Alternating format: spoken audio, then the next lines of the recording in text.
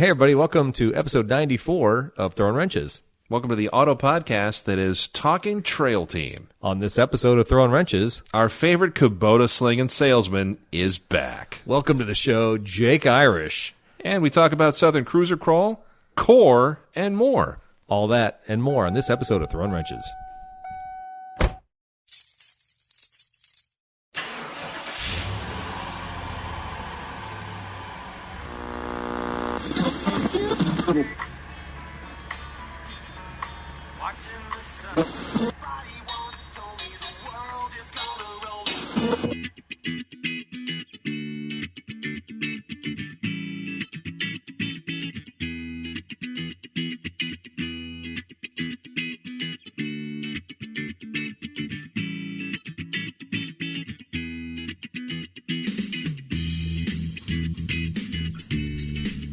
Daryl, I will say that intro is at least a year old. Who do you miss more, Jimmy Buffett or Smash Mouth? Oh, man, that's a tough one. I spent a lot more time with Smash Mouth in my youth than Jimmy Buffett. But Jake, respect. Yeah? Same? Yeah. The Kubota-slinger is nodding in agreement. I think that's good. Welcome, Jake. Hey. Everybody remembers Jake. He's in the Four Timers Club? I think 4 or 5. We're going to have to check the archives and go back because we tag every episode. My first was... Irish Lightning 16? Yes. Wow, that was a while ago. Is that a real nickname, or did Eric just bestow that? I don't even know where the Lightning. It was a nasty storm out. That's where you maybe got it? Yeah, who knows? That's what it was. Did you get struck by lightning like that guy in? No, it was during the podcast. I think lightning was coming down or something. It was called Irish Lightning. But I need to go back and listen to it. I did the cover with the tractor the last time. I'm just trying to remember. That was 2 or 3 times ago. Okay. Yeah, Proven Performance or something. That was one. No, it was something built. Purpose built. Purpose built. Yeah. I just remember there was some good artwork with a Kubota tractor. Yeah, that one definitely should have been made into a poster. Yeah, we're at 4 or 5. Yeah. Okay. All right. Well, the jacket is coming. Regan is lobbying hard for a jacket, so I think something may have to happen. I mean... Crushed velvet? Yeah. What color? Red or purple? I mean, if you're going to have that kind of jacket, red, right? I think so. Okay. Like a Hugh Hefner type approach? Yeah. I think that's how you know you made it. Yeah. What if I get on Etsy and I find one made out of repurposed Crown Royal bottles? Bags. There's 72 of them stitched together. Seems great. As long as they're made out of that bag of the whiskey you bought in Colorado. Oh, no. Blue, right? Yeah, we'll get to that. I have that bottle sitting on the counter. Did you buy Crown Royal with a K? Kinda, yeah. It was like something. Leave it to Eric to buy Crown Royal on Timo. And he's like, well, if I put it in the decanter, it's going to taste different. Okay, real side. Before we get into the show, this borders on pre-show material, but I knew a guy who ran a bar. It was a karaoke bar in a small town, and he used to he bought Grey Goose once, and then he started filling it with the cheapest vodka ever and running it through a Brita because he said, quote, it tastes just like we Grey used to Goose. do that with highly illegal. That's what I told him. That's illegal, but you take like cheap vodka and you run it through a charcoal filter, and everybody's like, oh yeah, you just run the Svedka through the charcoal, it tastes just like Grey Goose. You know, but really, if they could do that, don't you think Svedka would be doing that anyway? Number one, yes. Number two, to Jake's point, highly illegal. Yeah. Well, I'm just talking about for your own personal consumption at home. I'm not talking about going to the store and getting it that way. Jacob, for science, should we try that sometime? No. Maybe on the trail sometime. Well, no. I mean, you got to pack light on the trail. So on the trail, it's whiskey, no vodka. Anyway. All right, everybody. I say it every time, and guess what? We got some comments, but thank you for listening and to join in the fun of the show. Just email us at info@throwinwrenches.com or post a review on iTunes to be heard all around the world. I looked on iTunes. I didn't see anything. We're still at the same reviews, but somebody responded to the Spotify platform because iTunes is dead to me. Spotify is the new thing. Are you aware of that? Yes. You've had a little rant previously, but hey, this is good news. What's our Spotify comment? Well, this is from Dave. Came in a couple days ago. Hey guys, love the show and look forward to it every month.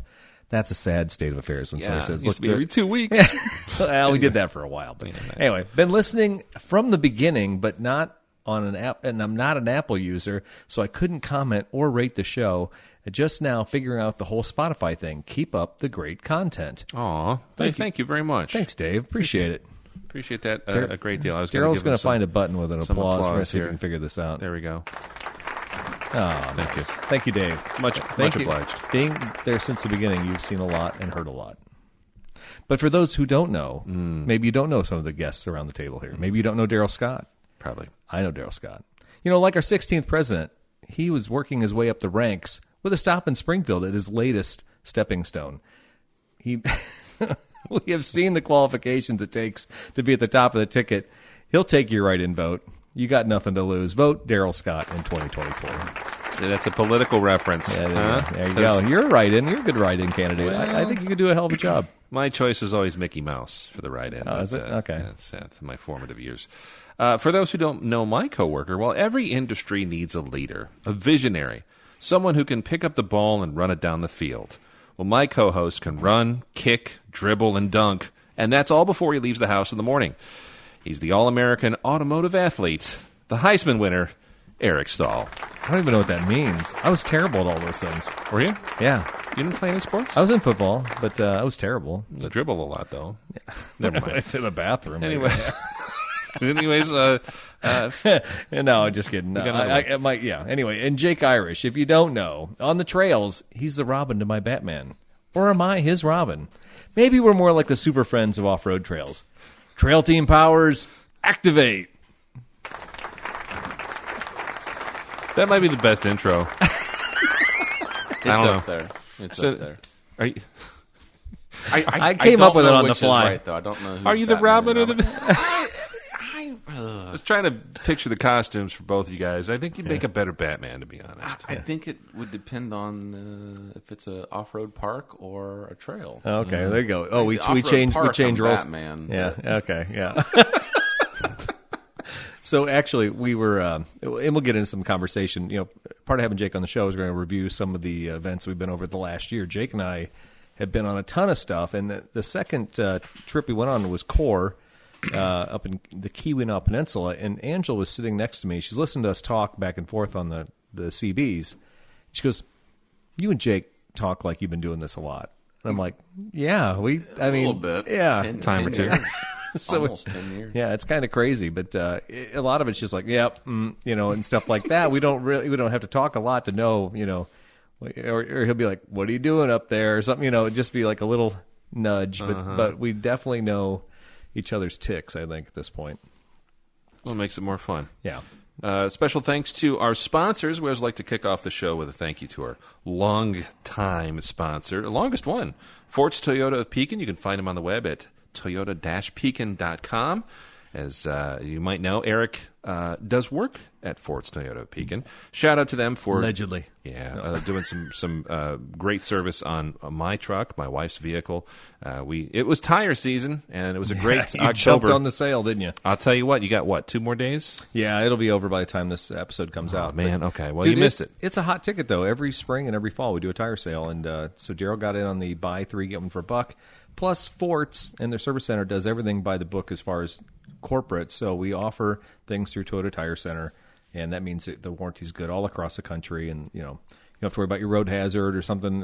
If you buy a battery at Forts, you're getting the national warranty. Everything we do is always with the national policies, which I love. Don't you hate it when you go to like a McDonald's and they say, "Oh, we don't participate in that"? Yeah. Oh, you have a coupon? We don't take those here. Yeah. Sometimes you'll find a Toyota store that's like married to a Ford store. They'll be like, "Yeah, we get our tires through Ford, so we don't offer that sale." That drives me nuts, man. Yeah. So, well, we got all new tires for winter, and that is courtesy of Forts Toyota Pekin. Again, Toyota-Pekin. You can check them out on the World Wide Web. And also, take a look at what they got out front. They got some Prius. You got Prii. Is it plural? Prii? Got 2 Prii out there right now. Got 2 Land Cruiser I out there as well. Mm-hmm. And I think we should. This episode should also be sponsored by German Bliss Equipment in East Peoria, don't you think? I think it should have been. Yeah. What's the website for German Bliss, Jake? GermanBliss.com. Easy enough to remember. Yeah, easy, right? And what does German Bliss specialize in selling, Jake? Yeah, it's Kubota. It's Illinois' home for Kubota. What about Snapper? I thought you guys were like a Snapper dealer. Never been a Snapper. Well, you got like other mowers and stuff. X-Mark. Okay. And X-Mark's like a big deal, right? Yeah, X-Mark commercially. It's a huge deal. I was at the shops at Grand Prairie, saw a nice X-Mark sitting out there. I sat in there. I'm like, it's pretty nice. It's pretty comfy. Yeah, it's probably the It is the number one commercial mower. So Yeah? as Really? far as fleet, yeah. Oh. Yeah, it's 6 I marks. think I need a 60-inch for my small suburban yard. Yeah, What I do you think- I think so. 60-inch, zero turn. You guys got East Peoria, then what, you got Princeville or something like that? Princeville and East Peoria.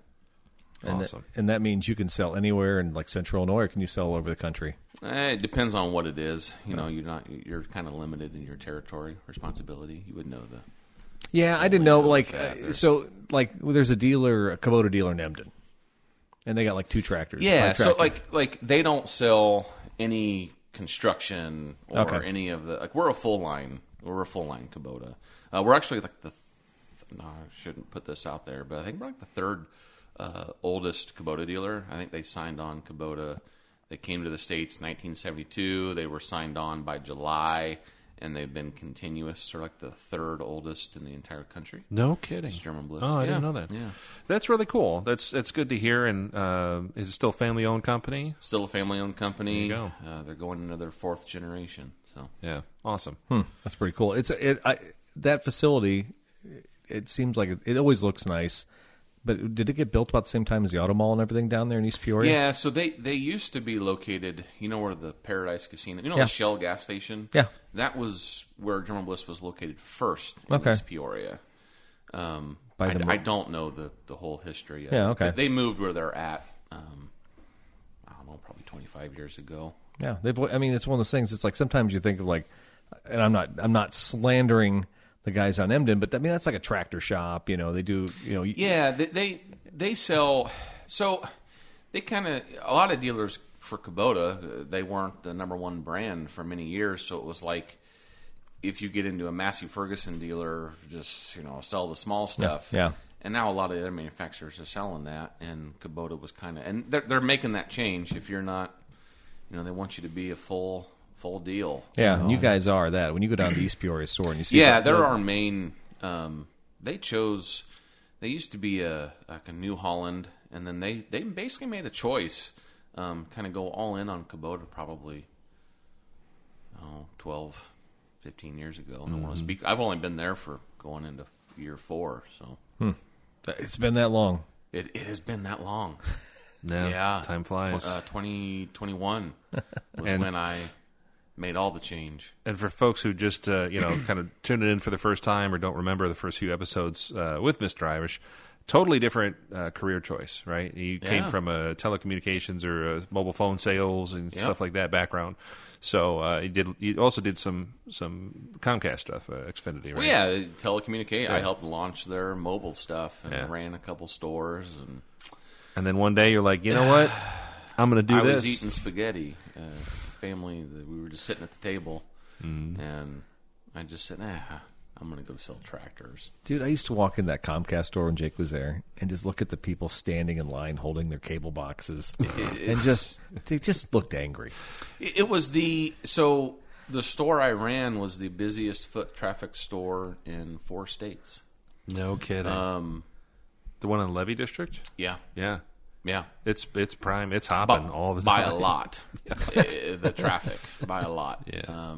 Completely different. That will get you out of customer service, won't it? It was. There was a lot that got me out of it. But, Well, we're glad you had that epiphany because, it seems like you're happy. You're right where you need to be. And things, at least from the Kubota side of things, and also German Bliss, seems like things are going very well. So I'm glad to hear that. It's good. Yeah. All right, we also want to thank the Patreon members, along with Forts Toyota and German Bliss. Patreon members, they get a cool pre-show. I don't know if you're aware of that, Daryl, but Really? we talked News about to me. we talked about Bridget Nielsen. I mean, where do you get that kind of content from? It wasn't very long. Top shelf. Top shelf. We also talked about the new Chicken Mac or whatever that thing's called, the McChicken Big Mac thing. What else do we get in there? We got the Great Race run by Haggerty. All kinds of great content in that pre-show. Yeah, a lot of grumpy old man stuff, too, talking about how expensive everything is nowadays. That was you two. You two old men. Yeah, I guess. The Patreon folks do get that every time we do a show. We always record a pre-show, so enjoy that. Also, if you're an iTunes Premium member, you get that as well. So make sure you check that out. And you can just watch it or listen to an individual episode on iTunes Premium if you just want to buy one by itself. So thank you so much. All right, so we normally start off at these shows with projects, and we're going to be a little light on the news. We're going to talk a lot about some of these off-road events we did. But I did have a couple news stories. I don't have a whole lot going on in my garage right now. I need to winterize my camper. Yeah. Because this is like the hottest October ever, but I keep What was it, forgetting. 80 today, something like that? But we had Oh, it's going to get cold. we had frost a week ago. Yeah. And I haven't even bought a gallon of winterization fluid. Really? I need to boy. get ready. Yeah, it's going to happen real fast, right? That's not like you. Usually you're prepared. I rented it out twice in the last month. Two weekends in a row I rented it out. So I can see that. and I could, winterized my mower. Did you? Did you? I just decided this year I'm not going to do anything with leaves. Just let them do their thing. are you doing that because of all the it's better for the biome and all that stuff? So I am not a tree hugger. What? Pun intended. But I will say this. I am with my yard. I let native stuff grow. Mm-hmm. I'm not a weed killer person, applicator. So you want fireflies? Yeah. I have a whole area, about an acre of my yard, that I do not mow, but like twice a year. And That's cool. we get monarchs and we get that stuff. And I used to always mulch the leaves up, but leave them. I think this year I'm just going to leave them. So Yeah. I didn't get a chance to mow the grass before it was, so it's really tall, so it's probably outlived any snow we have. So be okay. Well, and they're saying, I don't know. Depends on who you read. But Oh, yeah. The almanac. Are you a big Farmer's Almanac guy? yeah, well, sort of. Yeah. The whole. How about tarot cards? You trust them? I do. The Ouija board. Also, I get all my information from the Inquirer. No, but my wife grew up in the country, and she's always talking about woolly worms and that kind of thing. Like the band, the size, the width of the band. I'm like, I don't. But I think we're about due to get our butts kicked for winter. Yeah, we and when I first started, we stocked up on every year we blow out snow pushers, and Yeah. we still have them From last from, year? from Last two. 2021. Yeah. From Jeez. 21. So I get a deal. And Maybe. well, if we had new ones, they would sit because But this year, we're just waiting. Every year, the first time it snows. In the last couple of years, the first time it snows was also like the last time it snowed. Yeah. So I've told any customer that's bought like a snow blower for their tractor from me or snow trip blade, at the end of the season, I have a good enough relationship that I'm like, thanks for buying that. Because it didn't snow. Yeah. We are totally due. I think so. It's gonna happen. Are you prepared, Eric? Yeah. I mean, I usually sneak one of those Fort's plow trucks home and just knock out the driveway. Oh, if you got those. Yeah. Forts should probably this year actually get to use their snow pusher. It's so slow. The problem with the pusher is, and I can run the tractor. I'm good with it. But it is versus running a truck back and forth. So let me just put it this way: the person that bought the tractor, McFort, his idea was he can clear out the sidewalks around the building, push it all out into the parking lot, so the Tundra can just clear out the lot. Yeah. That was the whole conversation. Okay. You can go right up to the doors with the box blade, A little more maneuverable. and get it all off of there. Yeah. And then everyone who runs the tractor just expected to get on the parking lot and just plow out the parking lot. I'm like, Just push tons of snow. That's But not- I'm glad you had this conversation because when I was told to drive it, all I was doing with it was just manhandling the piles of the truck. The truck can only push so much before it just runs on traction. Yeah. So you come up with the tractor, you take the bucket, and you just knock it up another 8 feet in the air and sure, push it yeah. forward. So the tractor does have value when you're running in tandem. But that box blade, if I can roll right up to something and then pull back, if you're saying that works, so then Mike I like bought it. the pullback blade, which is a poly blade. Okay. Because he did poly, not steel. Hopefully Mike's so listening to it- this so we all understand. Yeah, Anyway. so it doesn't damage his sidewalk. The tractor Right. can get up onto the sidewalk, not damage it. I mean, you can get right up to the door. Scrape it and clean. scrape it backwards Yeah. into the lot for something else to take whatever material you're moving it. So the whole idea was around the entire property. That way there's no snow lingering in front of the shop doors Right. where customers are driving up. Because you can't get the Tundra. I mean, maybe if you exit, right Yeah. in there. But you're not getting right up close to garage doors Right. in the morning or whatever it is. So then I get to hear well, it's slow. It doesn't. I'm like, that was not at all the. This is projects. That was not at all the purpose. Criticisms are in the pre-show. If I wanted it to push out the lot, I would have just convinced Mike to buy a snow trip blade. Because you could put an 84-inch trip blade on the front of that loader. Yeah, and you could go just as fast as the tractor goes. But the push box was around the building. There's a little what do you call it? There's some strategy behind it. As in sales, yeah. All right. Well, maybe I need to get on YouTube and watch some snow problem guys solver. Just see, Well, let me ask you this too. Like in years past, you'd have to have like a guy with like a shovel and a snowblower for the sidewalks and stuff around the perimeter of the building like that, because that's no fun either. Or like this, what's with the torches? Every other couple of years, I'll see guys with like the propane things and the torch. That drives me nuts. That doesn't work, and all you're doing is like heating and cracking stuff. We use them for weeds. I don't use them for snow. No. Yeah. I use them for weeds around the well area. But you're not. I don't know why I even melting do that snow and ice with it. Yeah. No, I can't imagine that. God no. It would just make it wet and just make it ice, Yeah. right? Yeah, exactly. Yeah. Exactly. And that thermal difference, sometimes I think thinner, older concrete, you probably would. Well, plus the irony. it. I mean, you think about it, like you're literally taking propane, bust it up here from Texas, put it in a can, and then you just expelling it on the ground just to melt water. Yeah. I'm like this. Yeah. Everybody loves flames. Flamethrowers. I know. But I mean, have some fun with a flamethrower then, but don't melt ice with. I don't know. Whatever. Yeah. What else I got going on projects? I did an oil change on the green Celica Aiden brought home from college. So I'm gonna put that away. I saw it out tonight. You drove that to work? I drove it, and I drove it back home with the top down. Angela hasn't really driven her black convertible that much. It's actually so. The thing is, here in Central Illinois, usually the weather's pretty temperate. By the time we get to the end of August, September's usually pretty nice. It's been hot, and then it was cold a couple days, and it hasn't been super convertible weather. Yeah. It's been kind of weird, but it's been dry. I think we had like a record dry streak, 30 days or something like that without rain, right? Yeah, It wasn't a record. I think it was maybe a record for the time of year, but like last year was really bad because it was in growing season. It didn't rain from like June to almost the end of July. Yeah, it was brutal. I'm surprised the corn crop and everything. It was bad. Yeah. But it drove prices up, so farmers were... They didn't care. Now this year they had the crop is really good. Yeah, and you can't win with the farmers. No. Now there's God too bless much. them. Now there's too much harvest, and we're not making enough money. Last year we didn't get enough rain, and everything was really high. Yeah, it's tough. Yeah, I wouldn't want to. I wouldn't want to be part of that. Yeah.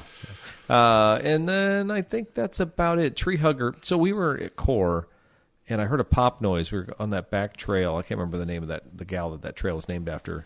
And I heard a pop when I was going, just a little flex. And I had that pop like all the way back. I thought it was my skid plate. One of my my lower ball joint kind of went bad on Tree Hugger 3. It's got 120,000 miles. 2017 or 2016? 2017. 2017 4Runner trail. And TRD Pro. But every time I drive it, I hear pop, pop. It's a Pro. Yeah, you said it's a trail. Oh, I'm sorry. Pro. TRD Pro. You heard, is it a ball joint's getting ready to fail? Maybe. I don't know. We replaced the links, replaced the lower ball joint. Now the noise is gone. But it was just it was odd. I mean, I guess anything can happen. And we replaced the lower control arm, which was probably overkill, but it wasn't that expensive for the factory part, so we just threw it on there. And it came out super clean, which is absolutely shocking. So cut and torch. Yeah, I mean, the guys got the torch out, and Corey went over there with a hammer, knocked off one of the alignment adjuster ears, and it just spun out. Good. So, yeah, it was great. Yeah. Take the win. Yeah, exactly. Right. Well, how many miles are on that one? 125 now or something like that. So, and that's been in Illinois. We were talking earlier in the pre-show, or maybe beforehand, about Illinois versus Texas vehicles, or Rust Belt stuff. It's going to get fluid film. I was looking at it was in the air today, and I was looking at the rear pumpkin. And it's got the orange staining starting around a couple spots on the pumpkin. I'm like, yeah, it's time, because so projects, we can talk about this. We're going to do fluid film at the dealership. This is fairly new for us. I'm not trying to sell anything, but I'm just talking about. I had a guy come in the store the other day. He goes, I want to undercoat my Tundra. Is that fluid film good for that? And I'm like, it's different. Here's the deal. If you want to undercoat the car, go to Z-Tech, go to Z-Bart Bloomington, and an undercoat is actually like a poly coating that goes on the frame. It doesn't come off. They fill the gaps and all that stuff. fluid film is literally just a tacky, oily substance that repels water. But the nice thing is, instead of doing the frame rails and just kind of doing some sound insulation under the bottom of the car like Z-Bart's going to do, we're going to spray this on everything. We're going to spray it on the pumpkin. We're going to spray it on the shock, or the spring mounts and stuff like that. All those spaces that you see that orange crust and that rust, we're going to hit all that stuff. So it's a moisture barrier. Nice. But in 2 years, you'll have to come back and do it again. I was going to say, generally, does it last that long? That's what we're thinking right now. From everything I've read, 2 years is what you should do for your reapplication. So. Yeah. Well, you see, I'll tell you what, if you ever want to kind of do some research into whether that's going to work or not, look at guys in Canada, look at fluid film shops out in like Pennsylvania, New York, upstate. There's a couple in Chicago now. Yeah. Yeah. I think Chi-Town 4x4 posts about it, and the comments are, it's saved my I think vehicle. if you were to do it and you were diligent about it if you were to do it every year and you're keeping a Toyota truck for 15 or 20 years, you would be like, this is the best money I ever spent. That's the thing. It makes sense on something that is going to last, that you're taking care of. I mean, if you're doing it on a 03 Dodge Ram, forget it. But if you're doing it on something that you care about and you've owned since new, or you got to, you're keeping up on the maintenance, do it. I don't keep cars very long. Surprise. But the reality of it is it's something that I've always kind of been interested in, and now even more so when I learned a lesson when I bought that Land Cruiser from Texas. Oh my gosh. Yeah. Like, what a difference. Yeah. Just what a difference. Stuff, you put it up on a rack, you take stuff off, and you reuse the hardware because it's not garbage. Crazy. Yeah. It's crazy. I think everything Kenny took off that Land Cruiser, he's like, well, I got to get the new bolt. And he was like, I can just reuse them. Yeah. Insane. Yeah, I wasn't used to that for sure. Yeah. I mean, it's like the exhaust you're talking about on the RAV4 you bought. Yeah. Yeah. The nuts well, and it bolts was just a reminder of the difference.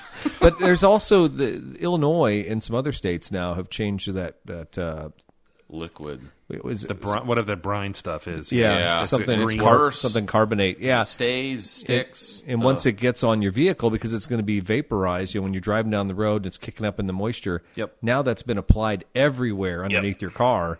So there's an argument to be made that spraying the undercoat, spraying something like fluid film is actually another way to protect your car from that. 100%. And so the only thing that goes in my mind, because I've seen some videos and I've been kind of like you, interested in learning more about it, throwing it on some of my stuff. When you're applying that, doesn't it just get the shop all greasy? We're going to find that out. So it's funny. The stuff is super, super thick when it's in the 5-gallon jug. We stirred it. We put it in the little applicator. Do you shoot it with like a paint gun? Yeah, it's like a paint gun. Aerosol, it's very, very similar. We bought the official one, but I don't know how far it will go. I don't know how much gallons we're going to go through. I mean, there's all these variables. We're looking at like $250 just to set it up. Yeah, no, is the entry price is what we'll do on them or something like that. Okay. But we don't know how much we're to use. I mean, what if we only get 5 trucks out of and I think we paid $200 for that 5 gallons or something like that, plus the applicator, plus I have a stall set up, and we're going to have some materials like on the ground, like tarps and stuff. Cardboard or something. Yeah. So I just don't, there's a lot of variables, but I think we'll start there and we'll see how it goes. And I've had a lot of people, though. If you got an old FJ Cruiser, you got an old 4Runner, it seems like an insurance policy, right? I'd almost put it on before it goes down. Once it's started, the fluid film's not going to stop. Well, I think it's so like Tree Hugger 3 has that. Like I said, it has those orange spots on the pumpkin, and you can start seeing around the shock mount stuff like that. It can't hurt. You're gonna no. But you're thinking like when you buy something brand new. I wouldn't put it on the 2005 RAV4 that. No, it rust. That's just. But that's not a frame vehicle either. So yeah, true. But yeah, something like brand new. I remember my dad. Well, that was standard practice too in the 70s, 80s when everything was rusting out because it was garbage. Yeah. It was like first thing you do, go to Z-Bart, go to Rusty Jones, and get it rust proofed, and Rusty that was just Jones kind of a thing. And then for a while, we didn't have to worry about it until they started spraying that brine stuff, that calcium sodium carbon. I'm not a chemistry major. But it is something that I Wicked stuff. on my 4Runner, I thought, well, I should do it now. Because it's never touched salt, and the Land Cruiser's not going to touch salt. So no, it's a good thing to do. Called salt brine is what they said, but it's sodium chloride. There you go. It says the brine, is a solution of salt, usually sodium chloride, rock salt, and water. has a lower freezing point than pure water. Okay, so that's enough for my projects. What you haven't done a whole lot. I mean, the caddy was like hot and heavy a couple weeks ago, and I haven't seen you posting any of your TikToks or any of your Instagram reels. No, 55 Caddy Fleetwood. We got to a point where it's almost ready to fire. I still, I've got new plugs, points, wire, condenser, cap, rotor.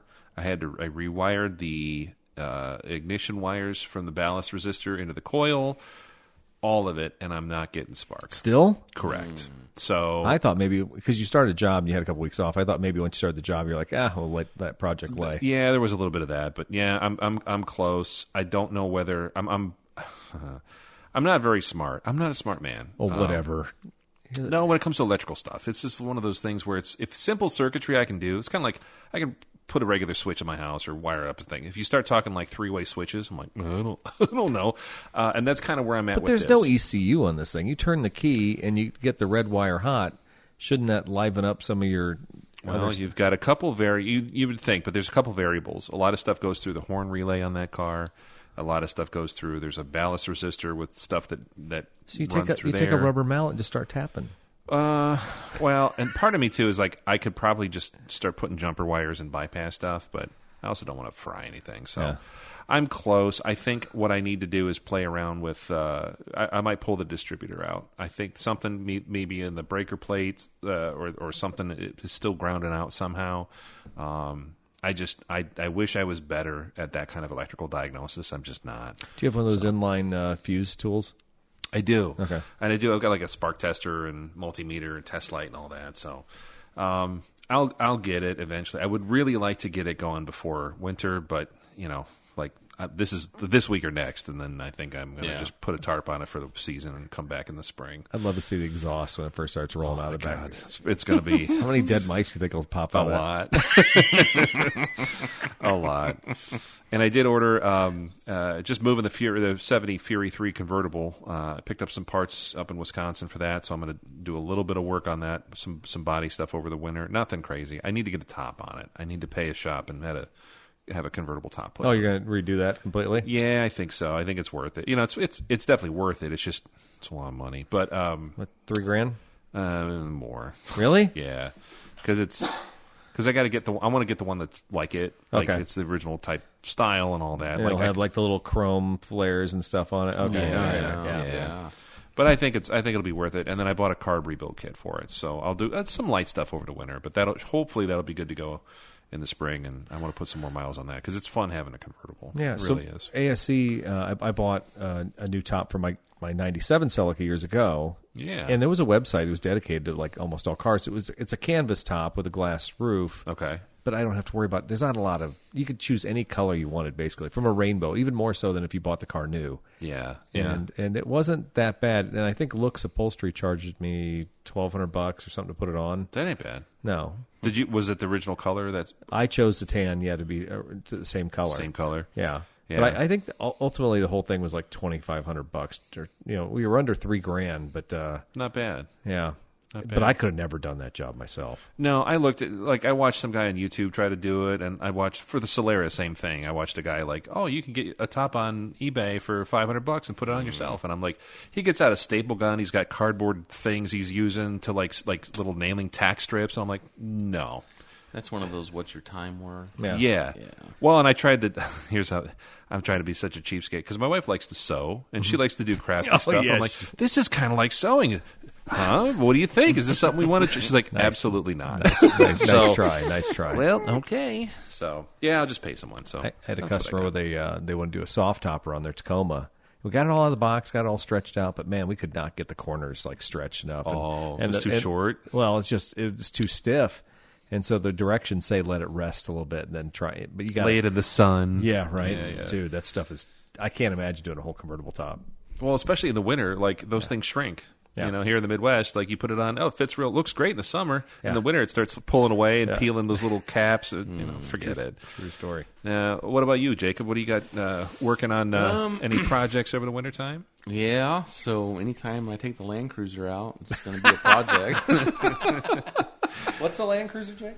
So, what do you mean? What year? The 97 80 series.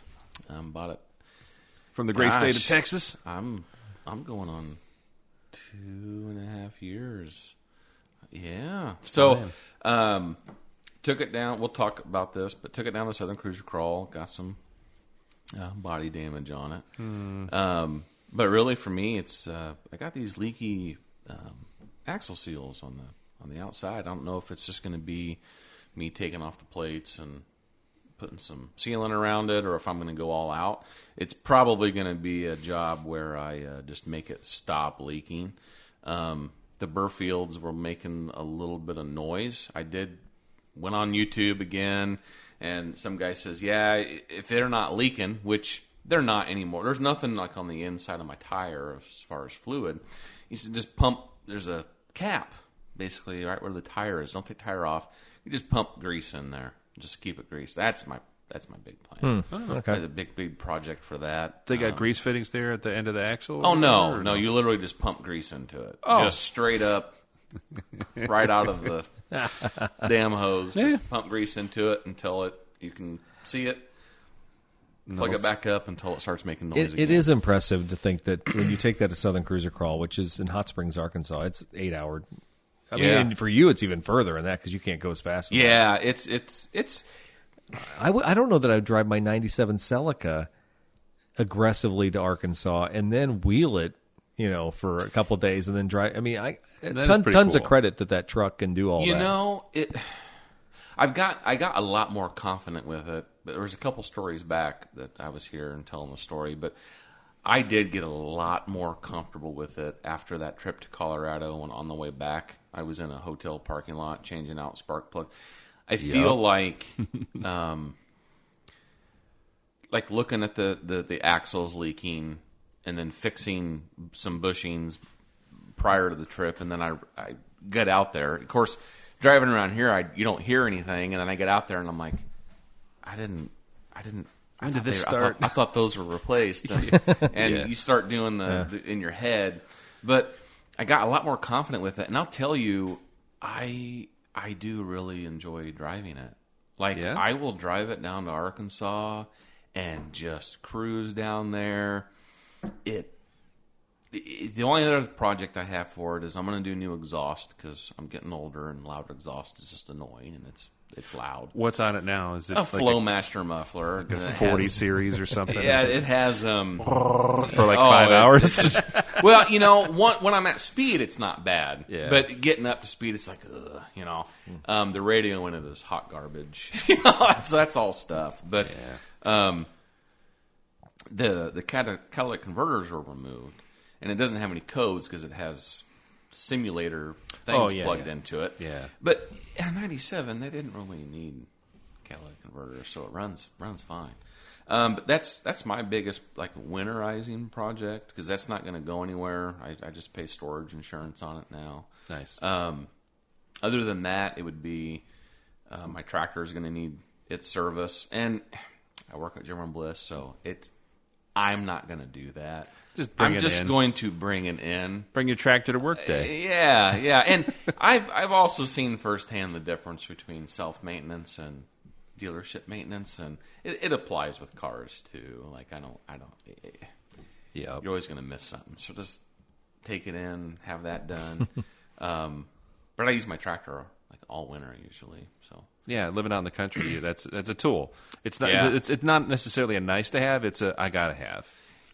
It's crazy. It's I tell a lot of customers that they're like, I just have 7 acres, and how long you live there? 10 years, and they're looking at their first tractor, and it's like you are not going to understand how you lived before. Yep. And then I'll get the messages. That's what I love most is 6 months later, the people that I've kind of forgotten that they bought a little tractor, and they're just like, I've got 300 hours on it, and I use it, and I'm like, jeez, so that's cool. Project-wise, tractor stuff. The Land Cruiser is always going to be a project. Yeah, always. Yeah, the older stuff is. Even when they're done, they're not done. Yeah, that's cool. So you got a couple, Eric. You picked out a couple. Yeah, I deleted one. I got two shows. stories here. I was just going to throw these out real quick. And right.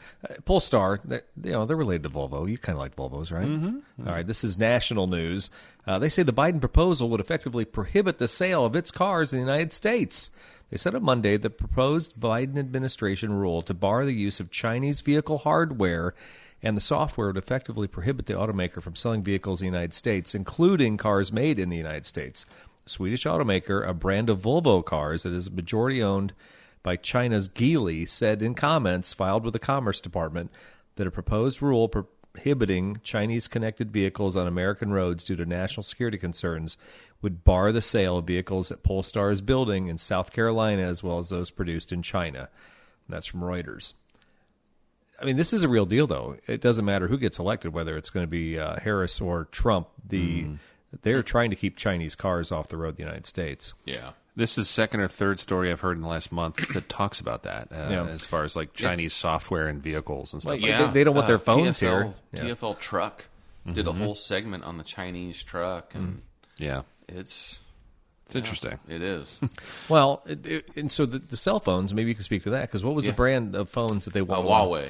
Huawei. With an H, though, but it was Huawei. And so Huawei would have like information about the phones or the users. They could just have all this information. I guess essentially the same thing now. I mean, the other thing for them was that's exactly what it is. China also owned network technology that was being used, like there's a whole rabbit hole. That's a separate podcast, but that was real. Yeah. They started making inroads in some U.S. cities too. Detroit. My old boss, his parents lived in. Well, he's from Detroit. His parents lived in Detroit, and they got Huawei was the local cable supplier up there. They got a franchise agreement with several cities, and they're like, "Oh yeah, we'll supply all that." And they were like monitoring people's viewing habits and all this weird proprietary stuff that somebody found out after they signed the contract, and then shortly after that, they're like, "We're not renewing this. They're gone forever." Yeah. So there was some. That's a whole weird kind of like sleeping giant thing. I think the Huawei. Yeah. Well, yeah. If you want to subvert anything, just look at the habits of the people, how they drive, where they shop, what they watch, what they do on their phone. Yeah, absolutely. That's a lot of knowledge. Well, I'm not trying to be boogeyman here. No, but it's actually less about getting the information and more about what it can send, what it can divert information to the end user. So you're talking when they that kind of information. That's the whole thing with TikTok. The difference between that is the content that people create is what's shown versus what you're fed. Like the algorithm can feed you stuff, but it's a little different. But yeah, Huawei was the company that their phones were absolutely terrible. They were totally. Okay. They're not anymore. Because you can get a Chinese phone. If you think Samsung or Google or Apple have good phones, some of the stuff today is China's phones are leaps and bounds. Well, crazy. I'll get one and sync it to my Polestar. I wouldn't know about be doing that. But I'm just kidding. All right, so this next one here, did you preserve the Jeep one? Because I'm working on it. I did preserve that. Do you want me to read it, or do you I can rip it out here. Okay, so we talk about the Jeep Gladiator a lot because secretly, we wanted to like it. But here's an article that came out recently, and I don't remember the source here, but at any rate, it's called "Past Its Peak: Slowing Jeep Gladiator Sales Raise Concerns at Toledo Factory." In late 2018, then Jeep boss Tim Kuniskis pledged that the brand's new burly off-road pickup, the Gladiator, would do battle with other popular midsize truck entries, such as the Ford Ranger and Toyota Tacoma, while also setting a, quote, new benchmark for the segment. Well, for a couple of years it did. Gladiator sales surged to a high of nearly 90,000 in the U.S. by 2021, matching the popular Jeep Cherokee SUV that year. But since then, as we've noted, sales have fallen sharply from 78,855 in 2022, 55,000 some and change last year, to just 32,000 sold through this year's third quarter. The slow sales have spurred big discounts on Gladiators, and obviously those are produced at the same place in Toledo. Long time, it's an old Willys Jeep factory. Toledo, really? That's their home. So that's Jeep country. Obviously, they're kind of freaked out that, hey, what's that mean for not only the brand but also people making them. Yeah. And just the other day, just drove through Pekin. North Peak in there and saw the row of Gladiators. That's every dealer, Yeah. every Jeep Ram dealer. They got Gladiators galore, and I'm thinking to myself, when do they actually slash those prices down to where they're actually people start buying them? Yeah, I don't know. I don't know enough about what goes on at the Chrysler dealership, but that is a ton of inventory to sit there. It is. I mean, It's huge. We're like freaking out that we have like 4 Tundras, and those guys are sitting on 30 Gladiators. 30 of them. Go up to Heller, go up to, all the dealerships. Yeah. I mean, they've got a big inventory problem. They're not a good truck. And the market was hit when it first came out. But it's funny that the number, it was 78,000 in 2022, and that's not that long ago. I mean, No. They were still selling a lot of these things, but this year, just like, and do you think the Bronco takes some of that? I mean, what? No, the Bronco took from the Jeep. I think, for me, it was the person who was going to buy a Gladiator bought the Gladiator. Yeah. The first year. Yeah. Yeah, when they first came out. And then you got some of the residual, but... Yeah, not really. It's tough. So I watched this guy on YouTube, Trail Recon. I don't know if you've ever seen this Yeah. guy. And he drives me nuts, but he drives one of those Jeeps all over the place. He actually, if there's a testimonial to say Jeeps can be reliable, he somehow does it because he never broke down. He drove all the way to Arctic. I was watching Arctic Circle one the other day with him. And he makes it look okay, but we were at the auto show years ago, you and I, and this is I remember that. the litmus test for me was getting in the back seat. Yeah. And this truck is not a real 4-door truck. I mean, No. if you had a car seat or you have a bigger person hopping in the back, forget about it.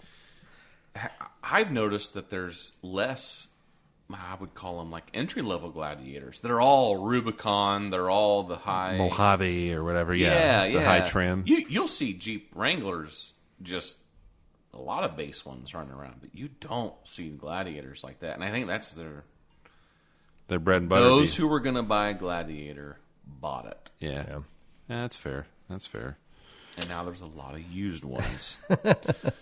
Yeah, maybe. I don't. It seemed like the perfect truck on paper. It'd be sad. What's going to happen is like 5 years from now, or maybe 3 years from now, when they're not making them, people be pining for them in the used market. It's just like FJ Cruisers. There'll be like a second wave of them. Probably. Do you think they'll change when the Jeep, if Stellantis is around and creates a new Jeep? If they go IFS with it, I think the Gladiator goes away at this generation. I think they're just gonna. Well, think back to, and the only reason I think about this is because one of the Cars of Coffees, the last ones I was at, some dude had an old Comanche pickup. yeah. And for some reason, in the last year or two, I'm like, I really want an old XJ, or like the Cherokees, like from when I grew up. Yeah. I wanted like a really tricked out 2-door Cherokee Sport with like the big aluminum wheels and all that. And so this dude rolls up, and I'm like, oh, cool, a Cherokee. And I'm like, oh, no, it's a Comanche pickup. Mm-hmm. Same thing. That thing was the hot setup for like 3 years, and then they're like, yeah, we don't need. Why did we make Once this? it went to change, they just Gone. And now when you see them, it's like a unicorn. So maybe, I don't know. I don't know how many years it's going to be, but I think they're going to be sought after. Yeah, I agree. I think that platform will be sought after for 20 and 30 years in the future because people will be like, man, they don't make them like this anymore. And I think that solid front axle will be one of the draws for them because I don't think that can stay forever. IFS will eventually find its way into a Jeep, especially since they're not truly an American company anymore. I don't think the Italians really give a crap at this point. No, that heritage doesn't mean much. They put the Jeep name on strollers now and handbags. Yes. Like, you know what I mean? Like, it's really it was a branding thing. Yeah. That's what they wanted. ducks. Something ducks. Something I will say this. I have noticed in the last couple of years too, something that's changed for me is I've noticed more women saying like, I'm going to buy a Jeep, or they go and buy a Jeep. Oh yeah, like, there's women Jeep clubs I think all around Peoria. that's been a thing for a long time. The other thing is, I heard my mom say last weekend in the wants a Schnucks Jeep? parking lot. No, it wasn't a Jeep. She's like, when I got my Explorer's oil change, I looked at the Bronco in the sales in the showroom. She's like, I kind of like the Bronco. There's I'm a sale on those right now too. What? They're not as hot as they were either. no. She's like, they've actually come down in price. They I'm like, have. yes, Yes. they have. Anyone that wanted one bought one. Yeah. And then they had the supply chain issues, and you couldn't get them. And then, like, by the time they started coming, like, hey, we got these now. Like, well, that was so The 2020. other thing they're noticing when they first came out, it's Ford, stuff's breaking, the engines, this and that. The roof's leaking. But now, it's quiet. They It's, fixed it. these are okay. Yeah. These aren't bad. And we're seeing more and more, like on the trails, like out west, I've seen a lot of them. Yeah. Bronco showing up. And there will always be the Toyota envy of that top comes off. Absolutely. And Toyota, Yeah. it is always. There will always be that. I get it. Yep. Yeah. That's the appeal that you're like, okay, that makes sense to me. And we'll talk about it, but there's two Okay. of our friends that did that. And Yeah. They went to the dark side. I thought I got it, but Yeah. Let's hop right into this. So, Speaking of trails. yeah. So, I mean, Jake and I have gotten on the show before, and we've talked about some of our off-road adventures. And for those who don't know, Fort's Toyota, sponsor of the show, where I work as well, years ago, and I just did a quick check. Back in 2014, it's been 10 years of Trail Team. We initiated our first trip to the FJ Summit. It was FJ Summit 8. It was in Ouray, Colorado. Mike Fort took me and a technician, and we just kind of romped around the mountains outside of Ouray, and it really planted a seed. And that was kind of the goal, because when I was talking to Mike originally about Trail Team, he was talking about, Corvette owners, Porsche owners. Those people have extreme loyalty to their vehicles, and part of that is because there's a culture surrounding them. So it's not just a matter of buy the car, put the car in your garage, and then drive it around. It's getting together, doing things, using the cars as they're built, whether that's a track day or whether that's going out on the trails. So that's what Trail Team was initially sponsored. What we did it for, and I mean, we've seen it as crazy as 8 or 10 cars in some of our events going out. We've seen it just as much as just you and I, sometimes going to a place too. So this year, I call it the bounce back year. 'Cause even my family from Italy emailed me and said, "You're really busy." I'm like, dude, I overcommitted to everything this year. But I just, a lot of it was stuff we'd already done in the past, but other stuff was like, I haven't done this stuff, and I want to, kind of see what else is out there. So we did KOAR this year, which we talked a little bit about on the show, but I haven't talked about with Jake. And, of course, you and I were in Colorado earlier this year, and then we went to Southern Cruiser Crawl. So I think Colorado, I mean, we always do primitive camping. We kind of bounce around the San Juans, start, in the Ouray area, Telluride, Lake City, and all. And just that's kind of our thing, right? Mm-hmm. But it's more just like a family camp out at this point. Yeah, this year we stayed in one place. Yeah, it wasn't planned that way. We were going to move. Yeah, we were going to move. It got shortened, the trip, but then that was okay. But we just, one moment was like, okay. And then the girls, they kind of were okay with it. They liked moving, though. The daughters. The daughters, yeah. And the more we were just kind of there, it was like, oh, that's kind of nice just to be able to just come back here. It was a very good campsite. Yeah, you guys liked where you were at. Yeah, we loved where we were at. That's 90% of it. And, of course, we like doing that because it's familiar. But also, we don't do every trail every year. So, we hadn't done Imogene. I don't think I've been on Imogene almost 5 years, and we did it this year. So, it changes. And now it really changed. I think a week after we left. And Black Bear got washed out. Imogene got washed out. Yeah. But a bunch of rain? Huh? A bunch of rain? Yeah, they got massive mudslides. Yeah. Right after. It started raining when we were there. We were on toward the end. We were on leaving the very beginning of the monsoon. We were leaving Telluride in the rain. Yeah. And it was I didn't think much of it at the time, but if it was inundated with water and it kept raining for days and days, it would be damn dangerous. Week, yeah. That they closed it up. But anyway, I'm glad that we stayed in the same spot, because on like the fourth night, we were all sitting in the gazebo, Don's gazebo, which was a fantastic purchase. It's a pop-up. Yeah. Wait, there's a pop-up gazebo? Yeah, dude, you've never seen it. It was great. We're all just sitting there. And every year, we've always, Don and I have chatted, and Sophia and Lily. Our buddy Don, Patreon member Don. Yeah. They kind of chat off and on, and they like the Ouray thing.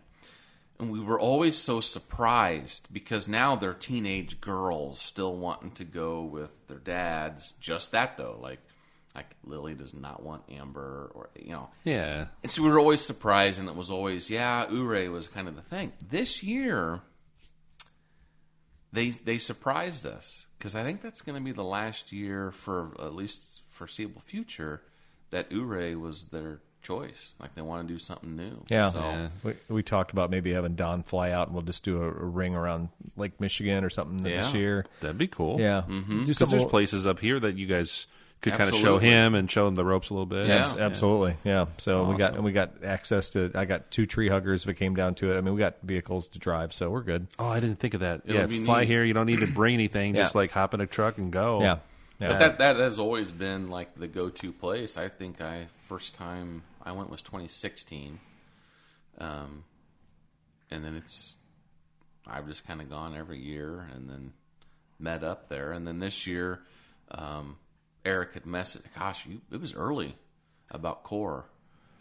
You're like, hey, I met, Cindy. Well, because that was in the spring, so Yeah. I went down to the More Expo in Springfield, Missouri. I think it was Springfield, down by Branson. And Cindy Pope, who I've known, Northology Adventures, she was one of the people who was running the More Expo. She's a big-time overlander crowd people that she's so nice. She's the nicest person. I met her up in Rockford with the Chi-Town 4x4 people. We did a gravel road tour one time up around Rockford, and Angela was there. The folks from Wanderlust Offland or Overland. I'm trying to think of their names. Mark and Mary Jo, right? Yeah. Yeah, I think so. Yeah, Mark and Mary Jo were there. And just, I tell you what, man, you can't find much nicer people than these folks. And they're fantastic. so we get to More Expo, and of course, everything's been going on in my life, and she's been reading the blog. I mean, it was like the biggest hug in the world. And she's like, oh, man, I'm so glad you're here.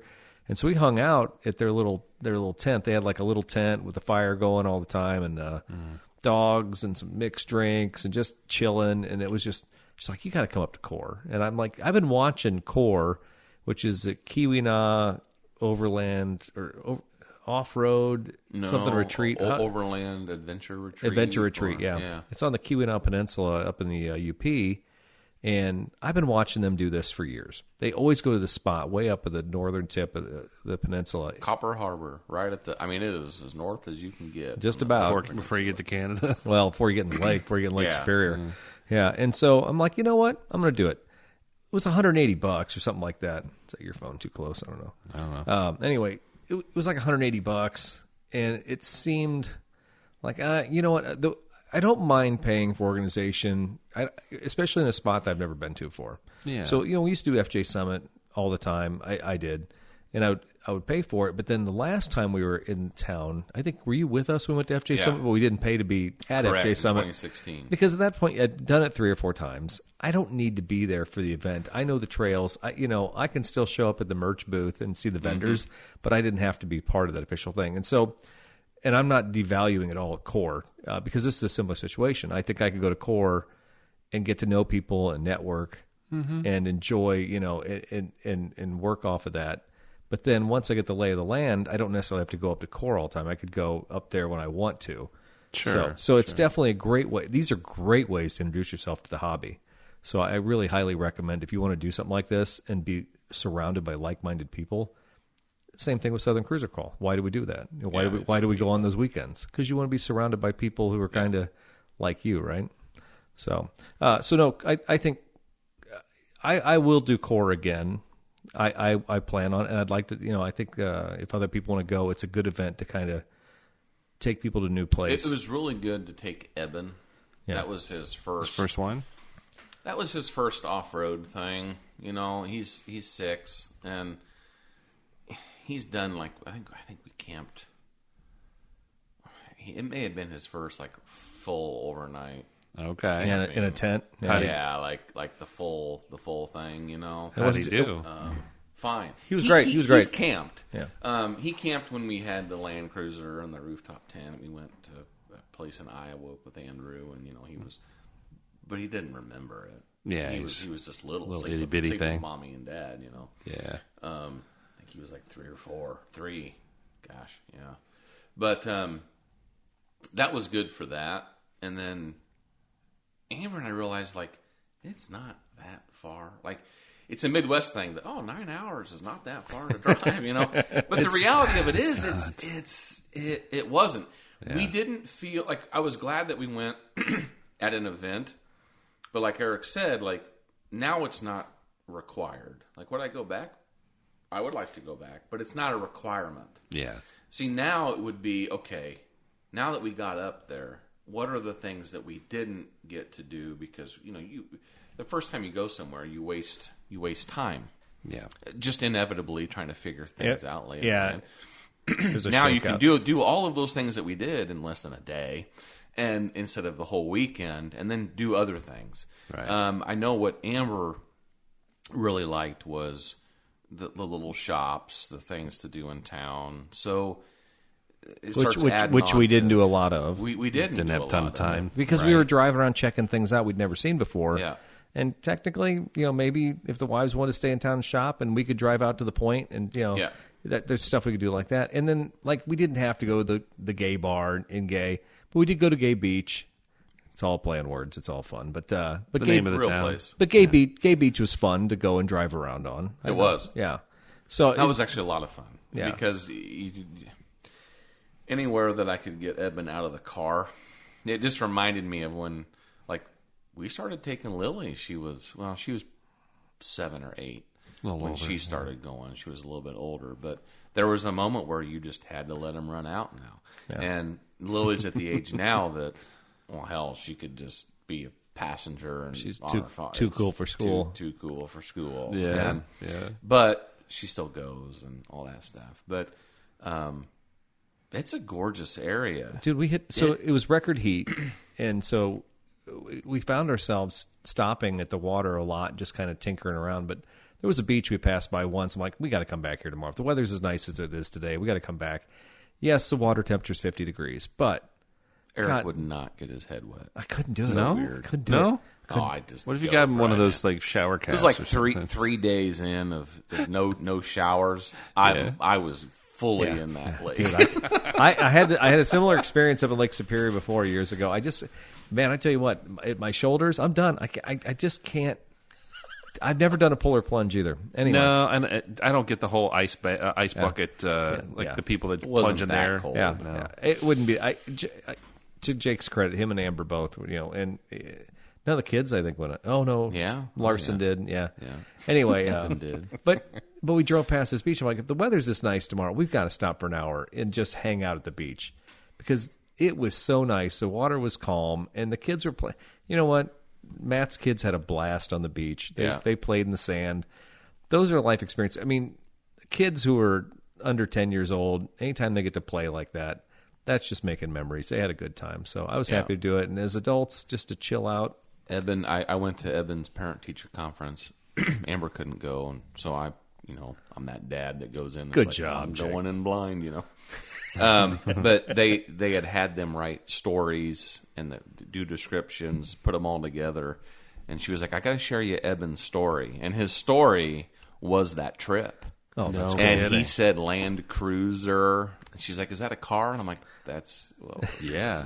I have one. But anyway, I was like, yeah, everything he said we did. Mom was next to Dad. Dad drove. I got to be on the beach. There was a skunk in the tent, which is just his play skunk. but it was just his stuffed animal. Not a real one. But it was. There were 2 other kids, and then he goes. I mean, he's just on, and I was like, he remembers all of it. She's like, he wrote it last week. I was like, that was over a month ago. You don't realize the things that they do remember. How but awesome he had is a that? whole story. How awesome is that? So that was good. Well, it was kind of like I was talking to Matt Malmgren, who was also on that trip with us, and he's a trail team regular. Sometimes he listens to the show, so I'm not sure if he's listening. But he talked about some of the best memories his kids have. Larson has all these memories from those Colorado trips. It's really powerful to go out and into areas that you would not normally do here in Central Illinois, and tent camping and being primitive like that. And I'm not, believe me, I was a Boy Scout guy. I hate it as much as anybody sometimes, but when it's done right, and when you have food and you have comfortable shelter, and the weather's favorable, you're just making some of the best memories, whether you're an adult or whether you're a kid. It is awesome. It's worth doing it, and also the alternative is what you can anyone can go to Colorado and rent an Airbnb or a timeshare or something. Yeah. It's not the same. And when you do it with friends, everybody's kind of. Do you guys find too? You kind of push the boundaries a little bit more. I don't know, just in terms of like Push each places other's buttons? No, well, maybe, but no, but just like, you know, you normally wouldn't necessarily, I don't know, go as far into places as you would by yourselves, or if it was just like a family trip. Like if you're with a group, you can kind of do stuff like. Well, we're becoming family-like in that respect, because I would say Don doesn't like off-roading so much. He likes camping. He likes cooking. That's more his and style, so the thing yeah. is a compromise is as a family type thing. It's like, all right, well, that's cool. I know, and it's just like we were talking about the pre-show. Angela knows how much Jake and I communicate. You know, I think we have a pretty good feel on each other's nature. Yeah. You know, when you start getting extra people in the group, that's when I start getting like panic. We brought Eric has a bad habit of I do. I just panicking? Because it's work. It is work to me. People are like, oh, it must be nice to take another vacation.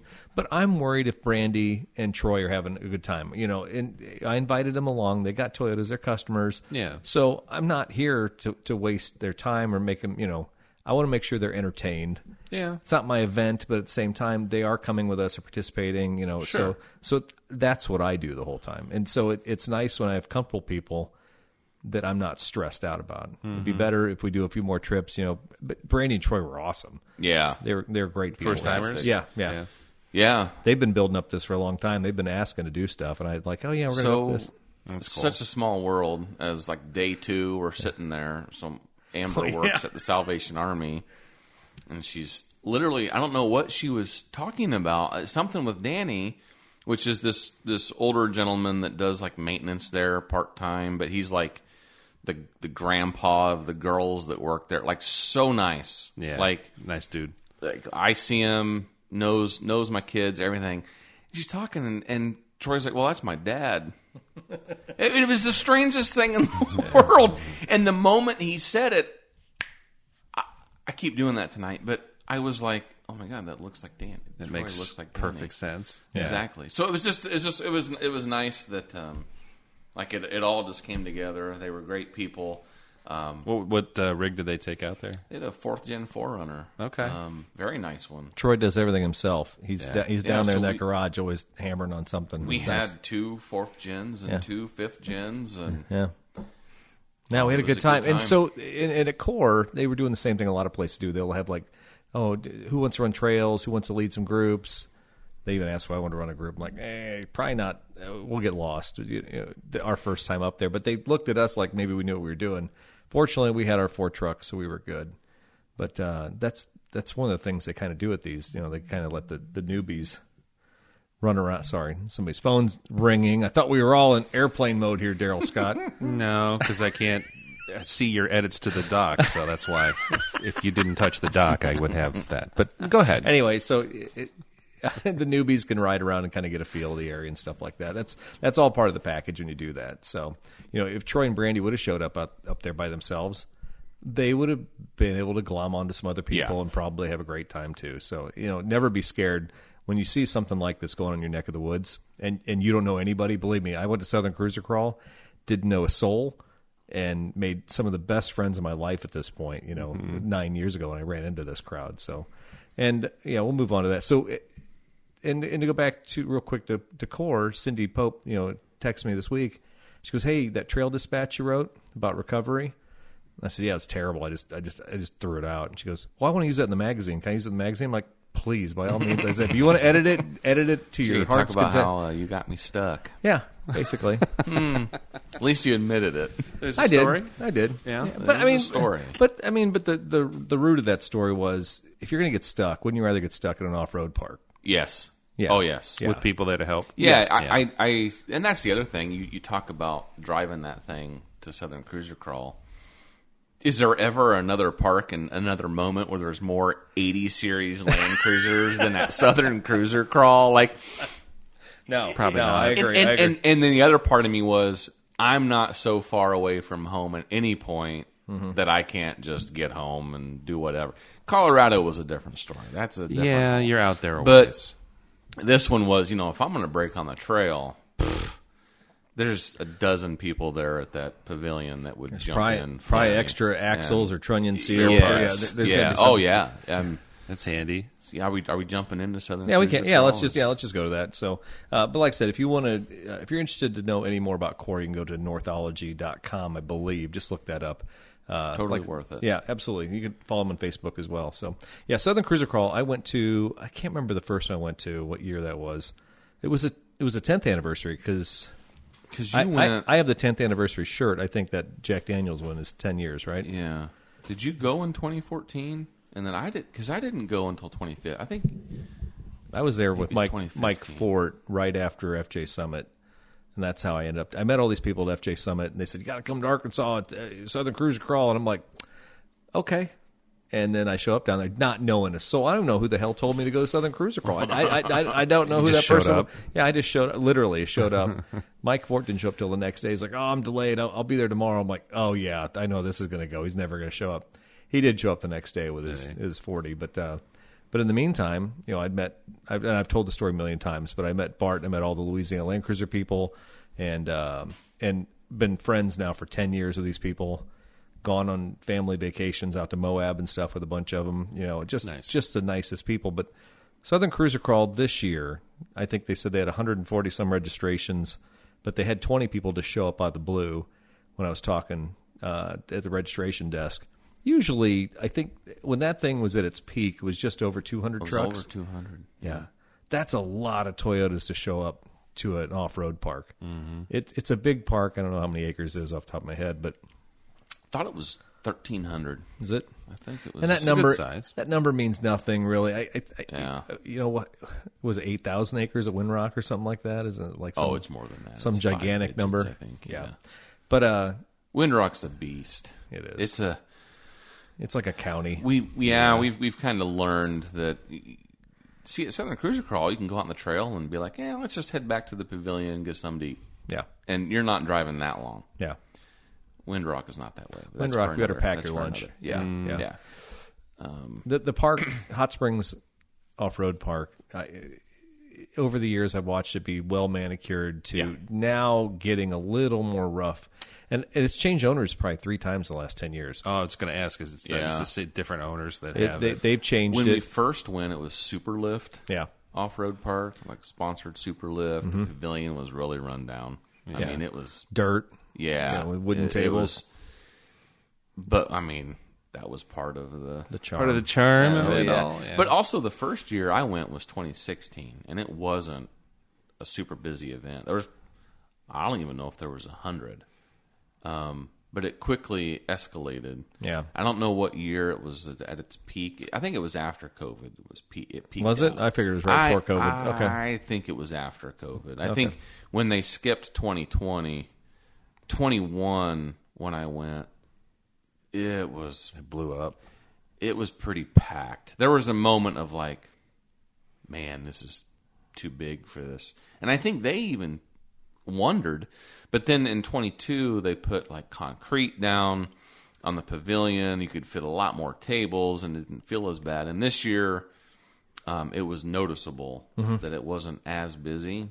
But I don't think that's a knock on the event. I think that was It's the right size, you think? yes. I think it was I just think about so. perfect. Yeah. Manageable, about 140, 150.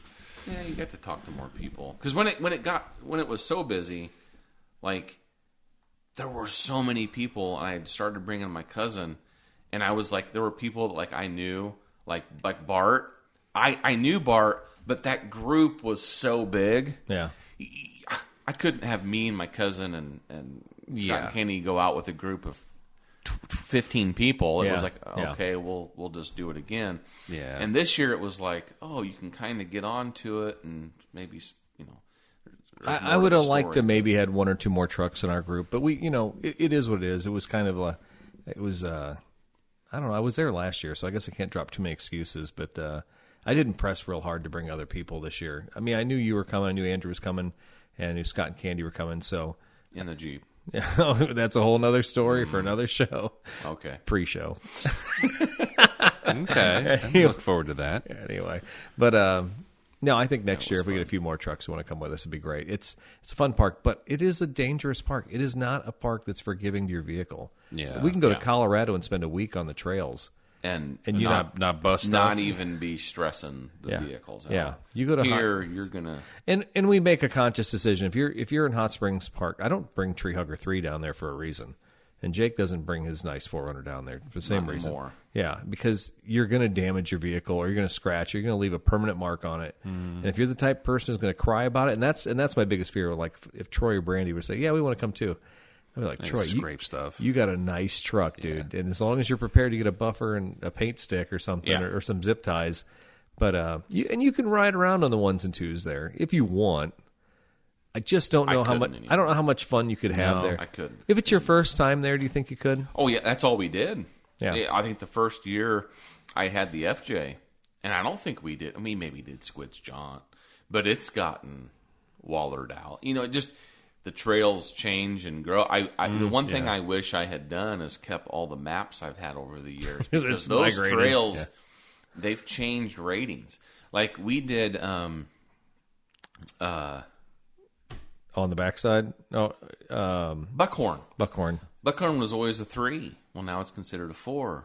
Well, Just because it's washed out? We kind of found out why. The ruts are dug so deep. A lot of these off-road parks, whether it's the Badlands in Attica or Windrock or these guys down Southern Cruiser Crawl at Hot Springs, they have bulldozers. You'll see where they do a just lot to of maintain. Yeah, they'll do a lot of trail maintenance. But like some of these spots, like Buckhorn, I can't imagine trying to run a bulldozer on some of those. Well, they're running excavators on those. Yeah, and so they'll run buckets and stuff like that. I already saw they got Kubota. Really? So okay.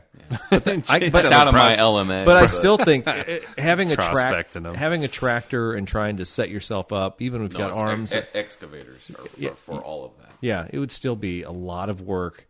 And you know that some yahoo's going to come through over the next weekend and just destroy it. So how much work do you really put into these trails? If they're passable, they're serviceable. You re-rate them. Yeah. is what they've done, and that's it's not a bad thing. The maps are always really good. They're not going to really steer you too far off of what you're wanting to do. I will say that I've pretty much decided that the next year I go, if I still have the 80 series, I'm going to go for some stuff. Yeah. And just go for it. Because, like Tarek said, like when you're at a park, if something's going to break, like that's where you do it. And I wouldn't feel stuck. Yeah. I just don't. I'll get a car, or someone will just come get me, or I'll just ride home with somebody and figure it out later. You got a safety net in a way. Yeah. Yeah. No, that makes sense. Let me ask you this. I mean, you guys have been around in a time or two. Do people trailer their rigs? Most people. The buggies, you can't drive a buggy on the highway. Yeah, but there's a lot of people. I saw a lot of trailers this year. Did you? Of 3rd Gen 4. Oh, yeah. That's what I was going to ask. Yeah. Do you get to a point where you're like, then it's the ultimate, like, I don't care what happens because I got the safety net? Or does that take the spirit out? It takes a lot out of it, I think. It's the same thing with an old I car. say that when I don't have a trailer, or I didn't trailer it. Guys without trailers, I think we always kind of like held ourselves up above Jeep guys who would go to Moab with trailers. Where it's like, oh yeah, look at you guys, you wouldn't dare drive your truck across country. And I would say that to anybody in Pekin, be like, yeah, we drive. But I think if you're in a financial position where you have the ability to take a big truck with a trailer, and then you can have a little bit more fun, I get it. I understand.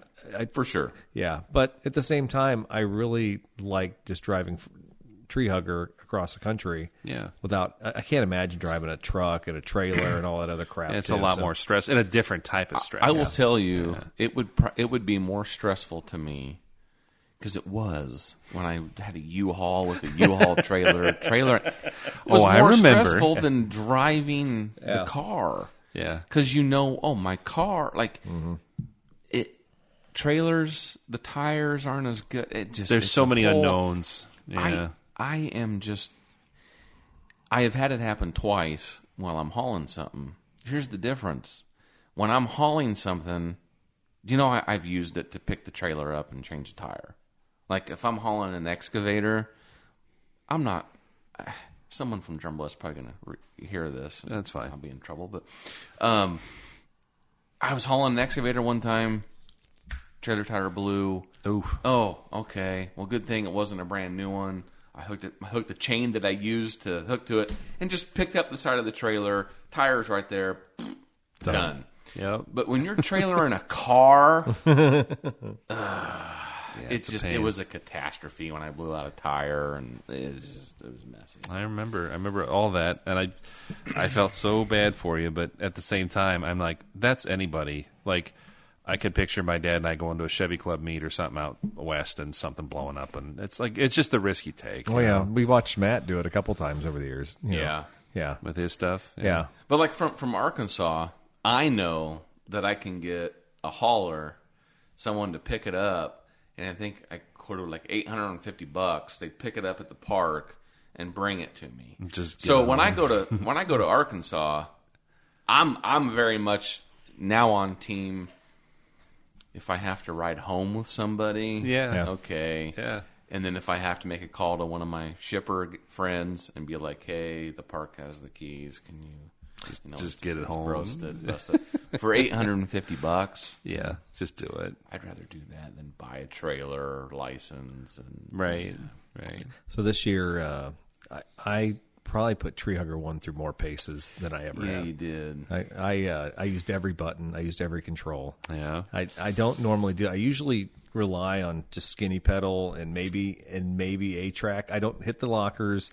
I don't hit boulder. I don't hit A-track sometimes if I'm off camber. But this year I got on some spots and I'm like, I'm gonna see what this truck can do. And I'm gonna tell you what, man. It drove home like a dream after being roughed up for 2 days. I hit some stuff in Tree Hugger this time that I'm like, I'm going to do it. And I did it. I was shocked. It's not sitting out there tonight, so it still it's got a few zip ties now on it, and it needs a little TLC that the LED lights are burned out and stuff. But I'm just shocked by that truck's capabilities. It's a 2010 4Runner. It's a Trail Premium with KDSS, and Jake yelled at me years ago to say, "Oh, are you using boulder? Or using what do you say? Crawl control." I'm like, I'm not using crawl control. Well, I'm gonna tell you, there was a couple times where I was on some faces on some stuff, and I'm like, I'm just gonna use crawl control. And I'll be damned, man. That truck and the Toyo tires got really, really roughed up on this trip too. But my BFGs are torn. They're trashed. They're chewed. Yeah. They're chewed. My tires look really chewed on the edges. It reminded me of like the first set of Generals I ever put on that truck. I just ate them up. But man, I tell you what, I was just knocking out territory left and right. And I'm like, and nobody, of course, I'm trail leading. Nobody's taking pictures or videos of this. I'm like, this truck is. It always happens to Eric. Yeah, truly impressive, man. You need a content creator, a documentarian. But Eric has some kryptonite. Yeah. In our Batman Robin thing. Yeah. That's Superman. I don't know if you know that. This trip, it dawned on me because you've been with me on several trips with the Land Cruiser, and I've always given you a hard time. I'm like, you're spotting me bad. Eric's never spotted me bad. I've had plenty of vehicles. Yeah. I did. Eric. Yeah, you got my kryptonite. Yeah. And the last year, I mean, he was about ripped my wrist off, and I'm like, workout, man. Come but on. when I'm on my own, it was whatever. I'm just doing it. Yeah. And then this year, we decided to do Fun Run. No, what was that level 4? That wasn't Fun Run down there.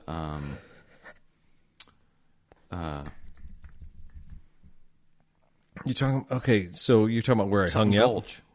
No, we were climbing up, not coming down. Oh, so this was the first spot, and I'm coming up, and everyone else had come up, and then Eric starts yelling. Oh yeah, no, spotting me. No, that was it was just Gulch, or what was it called? It's a really short run. Yeah. What was he yelling at you about? Spotting me. I was trying. By the way, I didn't ask to be, but I was like, oh okay.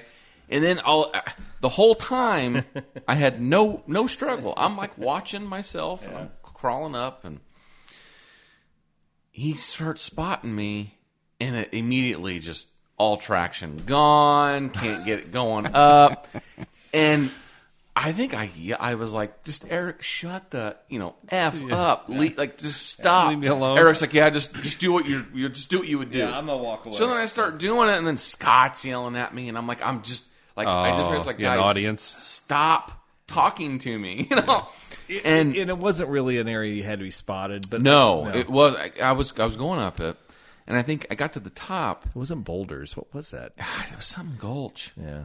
All those other guys that did it. And Pretty hairy, though. I mean, it was... yeah, it was fun. It was fun. It was a gnarly little trail. Yeah, it was gnarly, and I was making my way up. And this was the second time I'd taken the Land Cruiser. So I learned it. I've learned the solid axle, how the Land Cruiser moves. Man, when I first took it out to Southern Cruiser Crawl, I thought I was going to roll on everything. I'm sitting on 37s, way higher than I ever was in the 4Runners and FJs. And totally different geometry. I get to the top, and it dawns on me: Eric can't spot solid axle. I can't. I tell him, I say, Eric, maybe you can't spot me. I'm not the problem. You're the problem. Eric was the problem. This is like the fourth time he spotted me, and it just ended up being an absolute mess. It's that different. Yeah.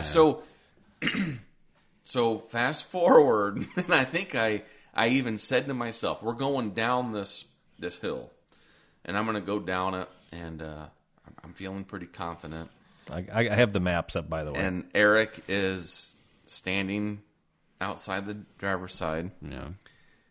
And I said, hey, I as soon as I asked it, I thought to myself, I shouldn't have even rolled my mouth. Because I said, hey, Eric, am I going to come up over this ridge, and am I going to drop down and be in a weird position? And Eric's famous words, I'm going to spot you. Oh, okay. And Eric wrote a story about it. But what really happened was I'm coming down, and I'm like, I don't know how many times I said, are you sure? Are you sure that's where you want me to go? Because what I'm looking at was like, no, I just need to know if I'm going to get off camber and go straight down. No, it wasn't Rock Garden. Sorry. No. And not even two, passenger side, driver side, passenger, come straight. I was stopped. Just hung up. On a boulder. Immediately. What part was hung up? The differential. Oh, yeah. And Eric immediately goes, I can't spot solid axle. I didn't think you'd do that. And I'm like, it was gorge. It was gorge. Gorge. We were in can opener. I had to explain to him, I have a solid axle. If my passenger side is going to go down, the driver's side has to go up. There is that'll drop and the driver will just stay where it's at. Yeah. No. Yeah. So you hung up on the pumpkin? So hung me up on the pumpkin. Okay. And the only winch we had was a 9,000-pound winch on the front of a third-gen 4Runner. With about a 5,000-pound weld.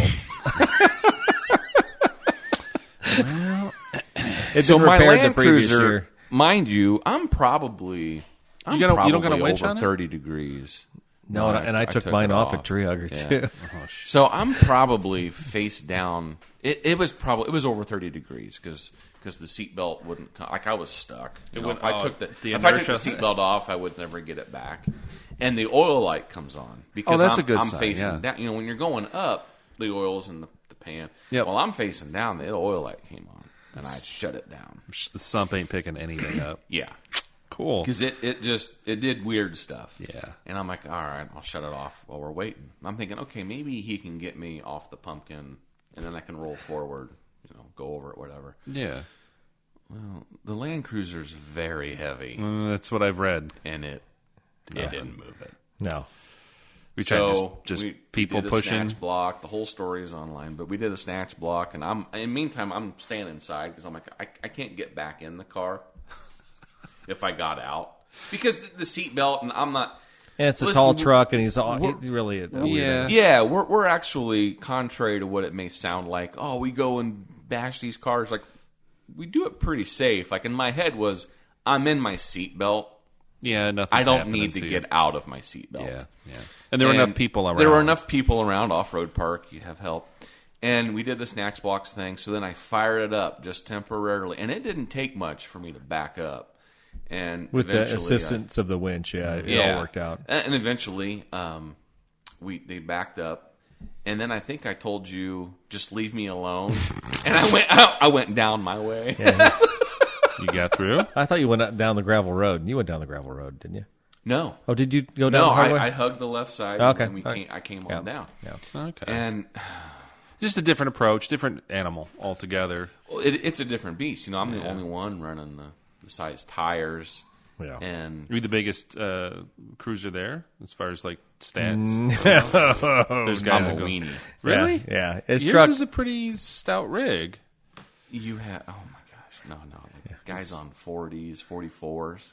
Yeah. Still turning them with Massive. the inline. Oh, six. they're all re-geared. No, so I'm re-geared in the transfer case. I'm re-geared in high as stock, and I'm re-geared about 25% in low. I have a pretty good low range. Okay. I really. But there's some guys who rode with us with the Kubota, is what they called it. It was a Chevy engine dropped in an FJ40. So, I mean, Yeah. there's power plants been swapped out, too. I would think you get to that point though, like without serious gears, and even that, that's asking a lot, of a stock. those Not those really. those differentials. They say they're a 42-inch. Like they are way overbuilt machines. Yeah. Okay. Anybody running a 200 series down there? Oh yeah. Oh, yeah. Everything. I You name ran it. one. New, I'll new, never do it again. New Land Cruiser, new Lexus were down there, too. And, Yeah. and the Land Cruiser, it's the gal from TLCA. Yeah, she's the president. She ran it down hers. Rubicon, so Yeah. I was shocked. I didn't think that they would actually take that. I thought Like they'd brand put- new? Brand new. brand new. Yeah, for them. Blue. yeah. Rubicon Oh, yeah. Ridge is it's definitely a trail that will First edition. probably ripped off Ran the trail. all of our quarter panels. If I had to guess, Rubicon was like the common denominator in our group. Well, Rubicon wouldn't be hard. I want to put a little disclaimer on Rubicon. Rubicon's an easy trail until you get to the end, when every Joe Schmo in their buggy just decides to park on the most complicated part, Start and rant, block your right? way. You got to Just- maneuver around them. Yeah, That's nice. it's a real. And they pain. look at you, I didn't think you were going to make it. I'm like, yeah, just shut up, buddy. Mm-hmm. Yeah, and we're all Toyota guys, but at the same time, you still want to strangle some buggy guys. Yeah. Because they'll like to watch a show with all the other trucks, so they'll park in like an auditorium fashion. Let's all circle up and I'll watch our buddies climb an obstacle without any care in the world that there's other people coming up the trail behind them. It just drives you nuts. So. They will not move. Really? Yeah. What if you run? Never mind. I'll keep it nice. All right. So Well, it sounds like you guys had a great time, and I'm glad that nothing really got banged up too bad, because you both made it home. yeah. So. Yeah. And the people were great. The food was great. The weather Food's was always great. It was dusty. It was kind of warm, warmer than I would like, but Unseasonably warm. yeah. But I will say this again, going back to the core thing. If you want to go and be surrounded by people who, it's a hobby you think you might enjoy, and you want to test the waters, there is no better way to do it than to go to one of these events. And it doesn't matter if it's something in Texas or our event in Arkansas, or go to Great Smoky Mountain Trail Ride in Tennessee. There's That one's a great one, too. There's countless events all Tennessee over the one. country with TLCA. So go to tlca.org and sign up, become a member. That's awesome too. And then you'll get the magazine. You'll just get really inspired. And again, you're just surrounded by people who are in the hobby, and you know this from being a car guy. Yeah, like-minded folks that you can hang out and have a conversation with, have a beer and catch up. And There's never a second where you don't have something to talk about. I'll tell you that. Guys stand next to their Yeah. cars, and you will be talking. If you want to talk about cars, you have found heaven. Nice. Nice. Yeah. Yeah, just to wrap up, we were at the last day, like we're going to be ending, found a lookout. So we go up there and we park, and it wasn't 5 minutes. Another group comes up, but they're wanting the same thing. I'm just going to come up here, have some beers before going down to, they had a raffle night. And yeah, you just... We just hung out and all talked about trucks, and it was pretty cool. And these are guys I'd never met before, which was shocking. yeah. Yeah, they were original Cottonland guys, and I saw them later on when they were doing the raffle. Those guys came up and were doing stuff. I'm like, oh, I probably never really known who they were, but totally cool group of guys, bunch of cool rigs, and yeah. Definitely worth putting on the books if you haven't done before. Yeah. Yeah. No, and I always tell people, swing by the store. I'll tell you all about it. If you want to make plans for it next year, it's going to cost you like $200. Actually, was it $100? $110 plus $100 park. That's cheap. It wasn't That's bad, cheap. and that includes the food. Seriously? Yeah, dude. Every night you get food. 2 nights, And 3 it's nights? 3 nights. Yeah. Thursday, Friday, Saturday. Hell, that might even include the T-shirt too. Yeah, the registration includes the T-shirt. That's dirt cheap for that. It's not I bad. think it's $80. And you're insured. TLCA insures the event, so Yeah. if somebody dies, there's policies and stuff like that. But you sign off on waivers too. But no, it's the best way to jump in the hobby. So, all right, so we have gone 90 minutes on this. I know Jake's got places to be, and I'm going home. oh okay. Well, that's a change from what we were talking about earlier. Well, yeah. All right, you know. all right. That's it. But, School night. But I don't know if we have a theme song for this. Of course we do. We dream, we scheme. course. Even if I'm sitting in a tent somewhere in rural Arkansas, I might have my phone open. I might be cruising looking for buggies. I might be looking for an FJ buggy going, you know what? That guy who was flipped over in his head, it had like the propane system that could still run the car, in a 180 position. Maybe I could do that. And then I look and I see that, I can get one of those for $30,000. I don't need a trailer, and maybe I won't do that this time. But it's inspiration, Daryl. And I know you do it, and I know Jake does it too, because what do we do when we're all chatting online? We send each other car listings. Always. We're psychotics, and that's what Cars of the Week is. These are the cars we dreamed and schemed of. And I have solved all of my car problems with my purchase this week. Have you really? I have. And likely, Do tell. Likely, none of you have ever dreamed of something like this. No. It's a Sterling. I don't know. Do you know what an LT 9500 is, Daryl? No, I'm not. I'm not Sounds hip like to a that. CDL. Yeah, I might need a CDL for this. It's a 2006 Sterling LT 9500. It's a heavy-duty truck, and it's a car hauler. It's got a Mercedes-Benz MBE 4000. It's got power windows, differential lock. It's got dump valves, and suspension gauges, and air seat. It's got all kinds of cool stuff. But what it really has is like a 9-car hauler built all over the thing. It's got space over the cab. It's got space behind the cab. It's got a trailer for like an extra 8 cars back there. Daryl, I have 9 titles in my possession. Okay. And so when I was a kid, I used to have like a Tonka truck, and I put my G.I. Joes in there, and I'd load up all the G.I. Joe stuff, and I could drive across my living room with all my stuff. And I really think this would be the same thing. I could put all my camping gear in it. I could put all my cars in it. I could drive across the country and have all 9 cars that I own on this one rig. Now, they do mention this doesn't run.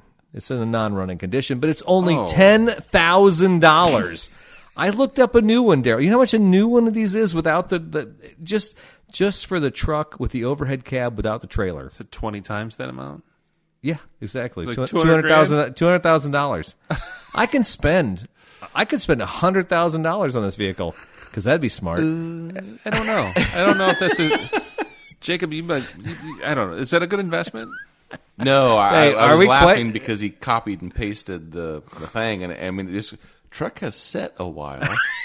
Oh, there's will more need going over. Well, I mean, selling that's as is. Daryl had to go over that Cadillac when he bought non-running it. condition, Right? I mean, think about this. You paid half of that for a non-running Cadillac. True, but look at okay.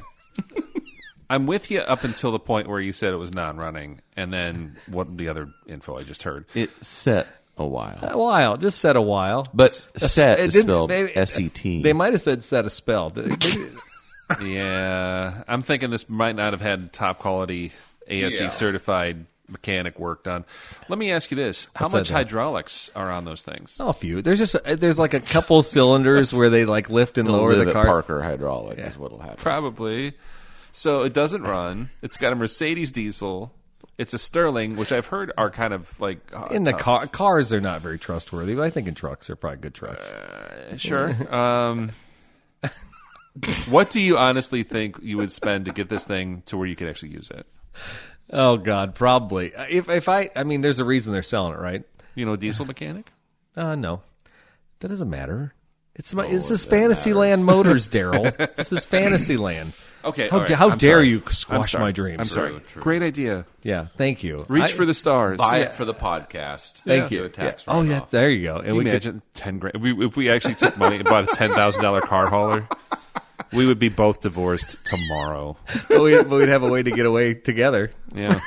Yeah, something Our like that. getaway car. Load our friggin' junk, all of our junk. that 9 doesn't run. non-running cars on our non-running car hauler. No, Anyway. it's cool though. Where would you haul it though? It just I don't know. I could Down to Southern Cruiser Crawl. There you go.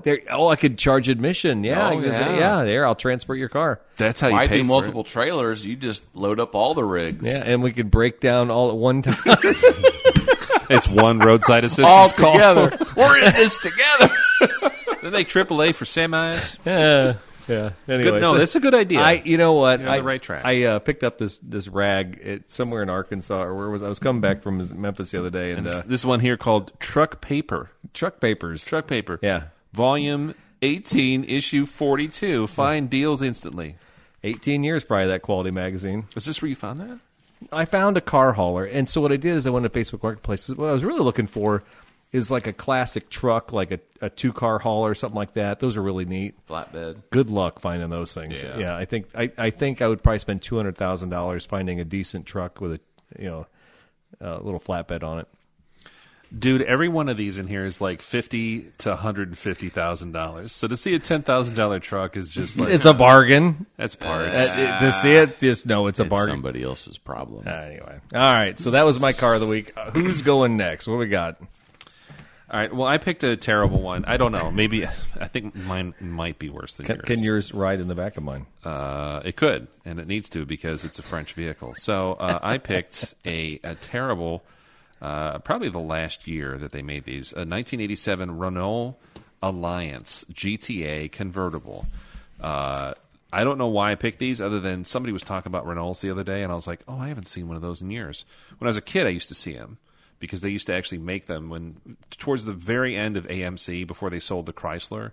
They had some joint venture with Renault. They were going to try to make stuff. Oh, I kind of remember that. It was awful. Le Car and all that stuff. Yeah. So for a while, I saw a bunch of them up by where I grew up because the factory was up there. But they're all turds. They're terrible. So I'm sorry if anybody's a French car fan. I like them because they're quirky and interesting. But this one's cute. It's a little red convertible. Yeah, Aaron, you got to pull up a picture. Is it an Auto Trader? Is that the one? It looks it might be that same one. Okay. 66,000 miles. It's got a 2-liter 4-cylinder, fuel injected with a 5-speed manual. They're kind of cool little sporty cars. They look goofy with the top up. They look better with it down. It's got a brand new KYB struts, a new timing belt, but here's where it gets fun. Needs new fuel level sending unit. Correct fuel level not displayed. Otherwise, no driving issues. Sounds like a peach. Yeah. I don't know. It also, when I read this, it also sounds like AI wrote it. And no so I got driving issues.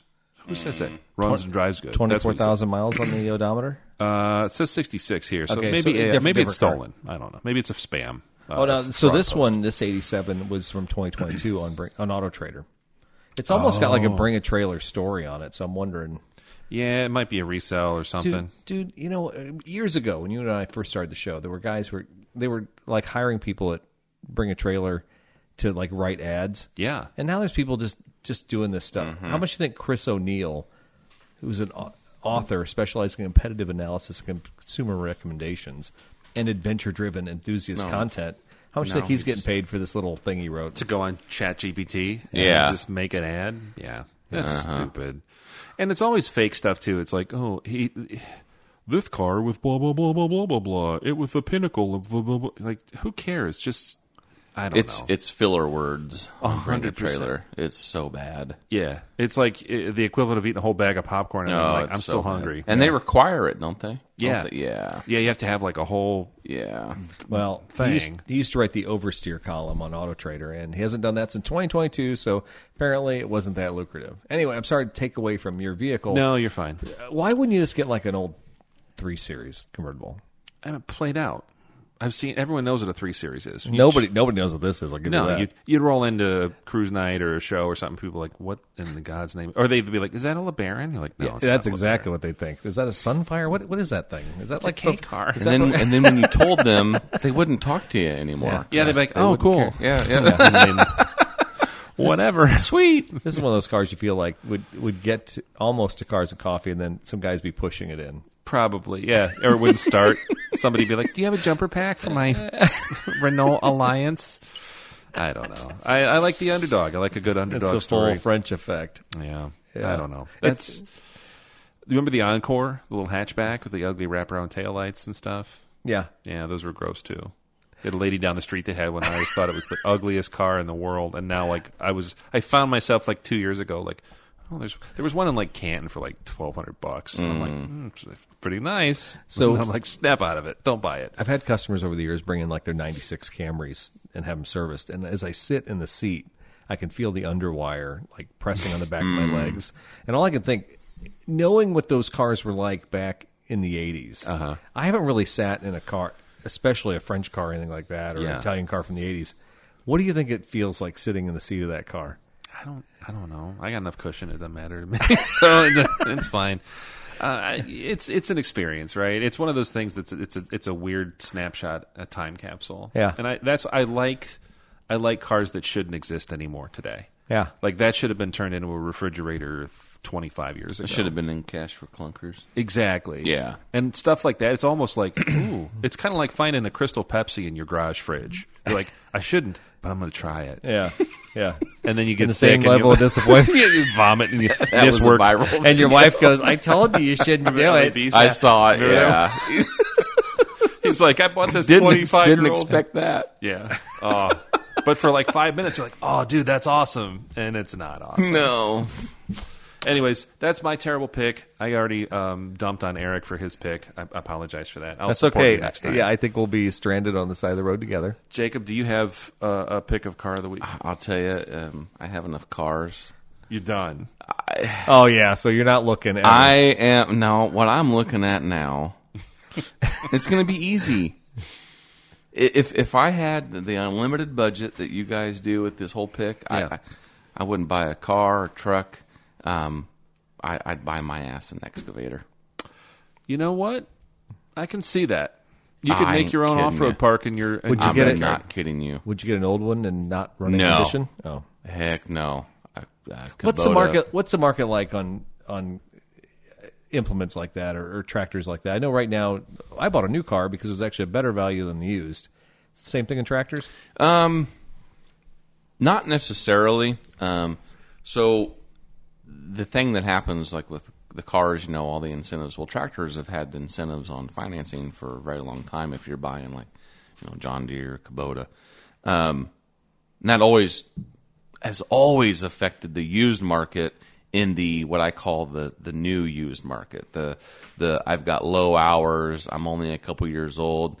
They've never been the extremely valuable used pieces. The extremely valuable used pieces are the low hour 10-year-old ones that have caught up to what I call the inflation beaters, where you're buying a track loader that 10 years ago you're buying it now for the same price it was new, and it's low hours. Those are valuable.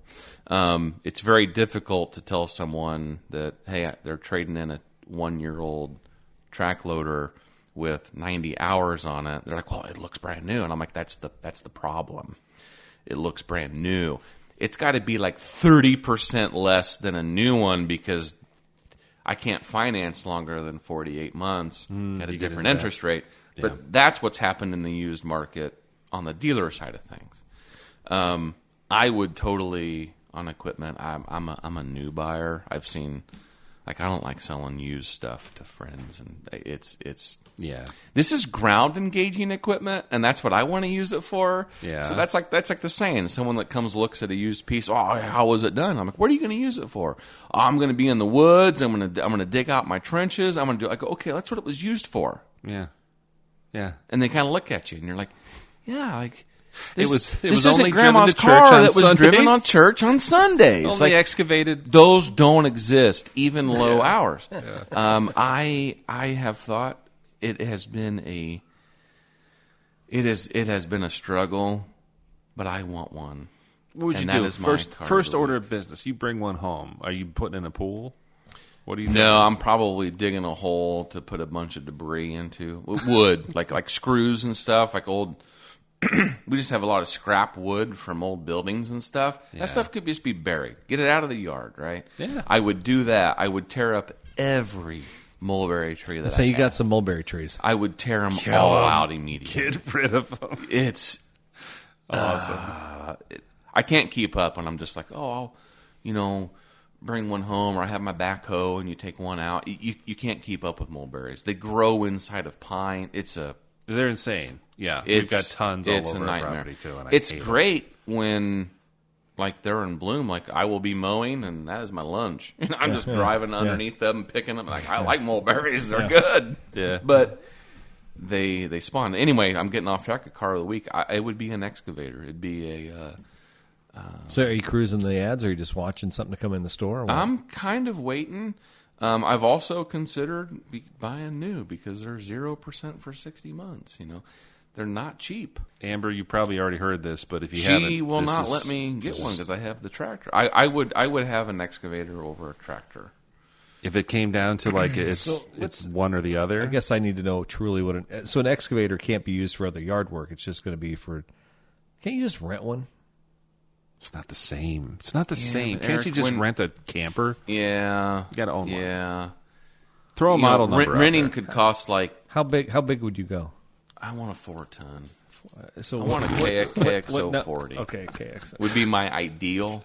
I would take a U35. It's a little bit different series machine. Okay, but that's not huge, but it's still no, it's not big. What's the MSRP? Boom and Bucket says there's a used 2015 for $43,000. See, Oh, I would just probably buy one. That's a drop in the bucket. Boom and Bucket says there's also a KXO 80. That's the big boy. Okay, a 2019 for $65,000. I bet 0%. That's a really good price. Yeah. But That wouldn't be 0%. It looks rough though. Boy, you know what I could do? It doesn't matter. You know what I could do in my backyard with that thing? Eric, you could level your woods if you didn't want it. I know, and I want to. Well, And could I sell it for about what I 40 paid for it once I used it? yeah. See, that would be the other thing. If you bought used, Yeah. Guys that buy used ones, I find they're mostly like they've rented one and it's cost them like $1,200, but they have a big project. Yeah. Like they could probably buy one with 1,000 hours that's 10 years old and spend like that, like 65, and then use it for a year and probably sell it for 63. So it cost them $2,000. Yeah. You know, you're past. There's always a risk. Yeah, of a tree falling down the cab, You know, breaking the windows. The yeah. thing about excavators that's different is excavators, they don't do. I'm getting right off topic here. That's okay. They don't do a lot of moving. So when they're operating, they're mainly just stationary machines using hydraulics. So if the boom and the bucket, the pins, they're greased, they're taken care of, there's not a lot. Now when the hydraulics go on those, it's very expensive. I mean, separating an excavator from the bait, it's super expensive. I would buy new because I'd probably take depreciation after a couple years and do a couple things for some buddies, and I could hire you for a weekend. that's Yeah. exactly what would happen. Put Eric on your list. He's already Yeah. There you go. Yeah, He's already yeah. sniffing But that around. would be my car of the week is getting me into an excavator with a brush cutter on the end of it. Yes. Oh man, I watch hours of those videos. I'm like, why do I don't? they are as cool Dude. as those videos make them out to be. Yeah. just an entire ravine full of stuff just gone. Yep. It's great. And you can reach Until they hit somebody's chain link fence, it was like buried in some timber, that nobody told anybody about. The grandpa left there 10 years ago. Yeah, but even then, they're so another thing that's different. They're hydraulically driven. So when you have that thing out on your swing, they're not like a 8-foot brush cutter. They're a 4-foot. You're out trimming down. So when it hits something, it breaks away or whatnot. Yeah, it's probably got a bunch of little fail safes or Yeah, something on it. But yeah. yeah. I watch some guys who clean up yards because those are fun videos. And they'll have one that's like on the front of a Bobcat. The next thing you know, they like suck up somebody's yard rug that was out there, something like that. Like, where was that at? Well, we haven't seen it in years, Yeah. Yeah, and then they're out there having to pick that thing clean. Yeah, Yeah, there's That's nothing like worse. a mulch head. Those are insane. Yeah. I would just need like a brush cutter. I think a mulch head would be. I could really clean out my. Oh, back a with. mulch head with an excavator. You just start at the top of the tree and just. There's a guy in Canada I watch on TikTok that does that, and it's all like logging and stuff where he'll take like a white pine and just be like 3 passes, and it's down and cut and stacked, and I'm just like, Those mulch heads are about as much as the machine. talk about job satisfaction. Yeah, that's my car of the week. I like it. Get I me like an it. excavator. Yeah, so I'll have the truck that won't get the loader to my house. Yeah, okay. But maybe you could push it with the excavator because it'll push, right? Very slow. Top speed of about 1.5 miles an hour. Did this just turn into a tractor show? I think it did, and he'd been begging for it for the longest time. We need a real one. You know, We do. folks. Next folks, time. get on Spotify and answer the questions that I will lay out there this time. Asking, did you really want a tractor show? Is this everything you hoped and dreamed it would be? Because you got it. Now, if you have any questions, you have any comments about Southern Cruiser Crawl or KOAR or any of that stuff or any off-roading stuff, send them through on the Spotify feed. Or you can always send us an email, info@throwinwrenches.com. It's been fun. Jake, we'll have to do an official count and find out where you're at. Yeah. Second guessing the 5. Probably 4 or 5. 4 or Yeah. 5. We'll put it in the post, and appreciate you coming in. It's always a pleasure, and we need to get together thanks more for having often. me. Yeah. I hope you enjoy your Patreon gift as a Patreon member. Yeah. The other Patreon members, hang in there. You'll get a box of goodies here. It's a I secret. won't spoil it. Okay. But the tattoos are there. Really? Yeah, I think we'll have a tattoo contest. Oh, gosh. I don't know. Eric's unchecked with the Photoshop again. All right. Thanks again for listening. Thanks, Jake, for showing up. And Thank you. Thank you, Daryl, for just being a great person. Aw, it's my pleasure. Till next time, I'm Daryl. I'm Eric. I'm Jacob.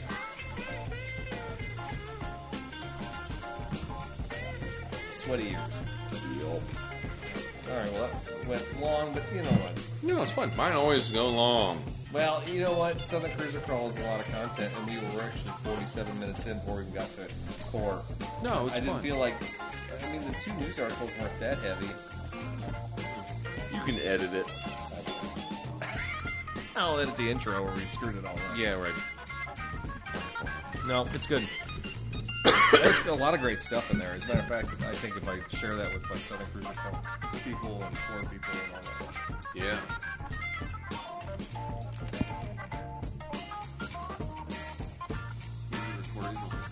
Yeah, I'm trying to get the out to the music.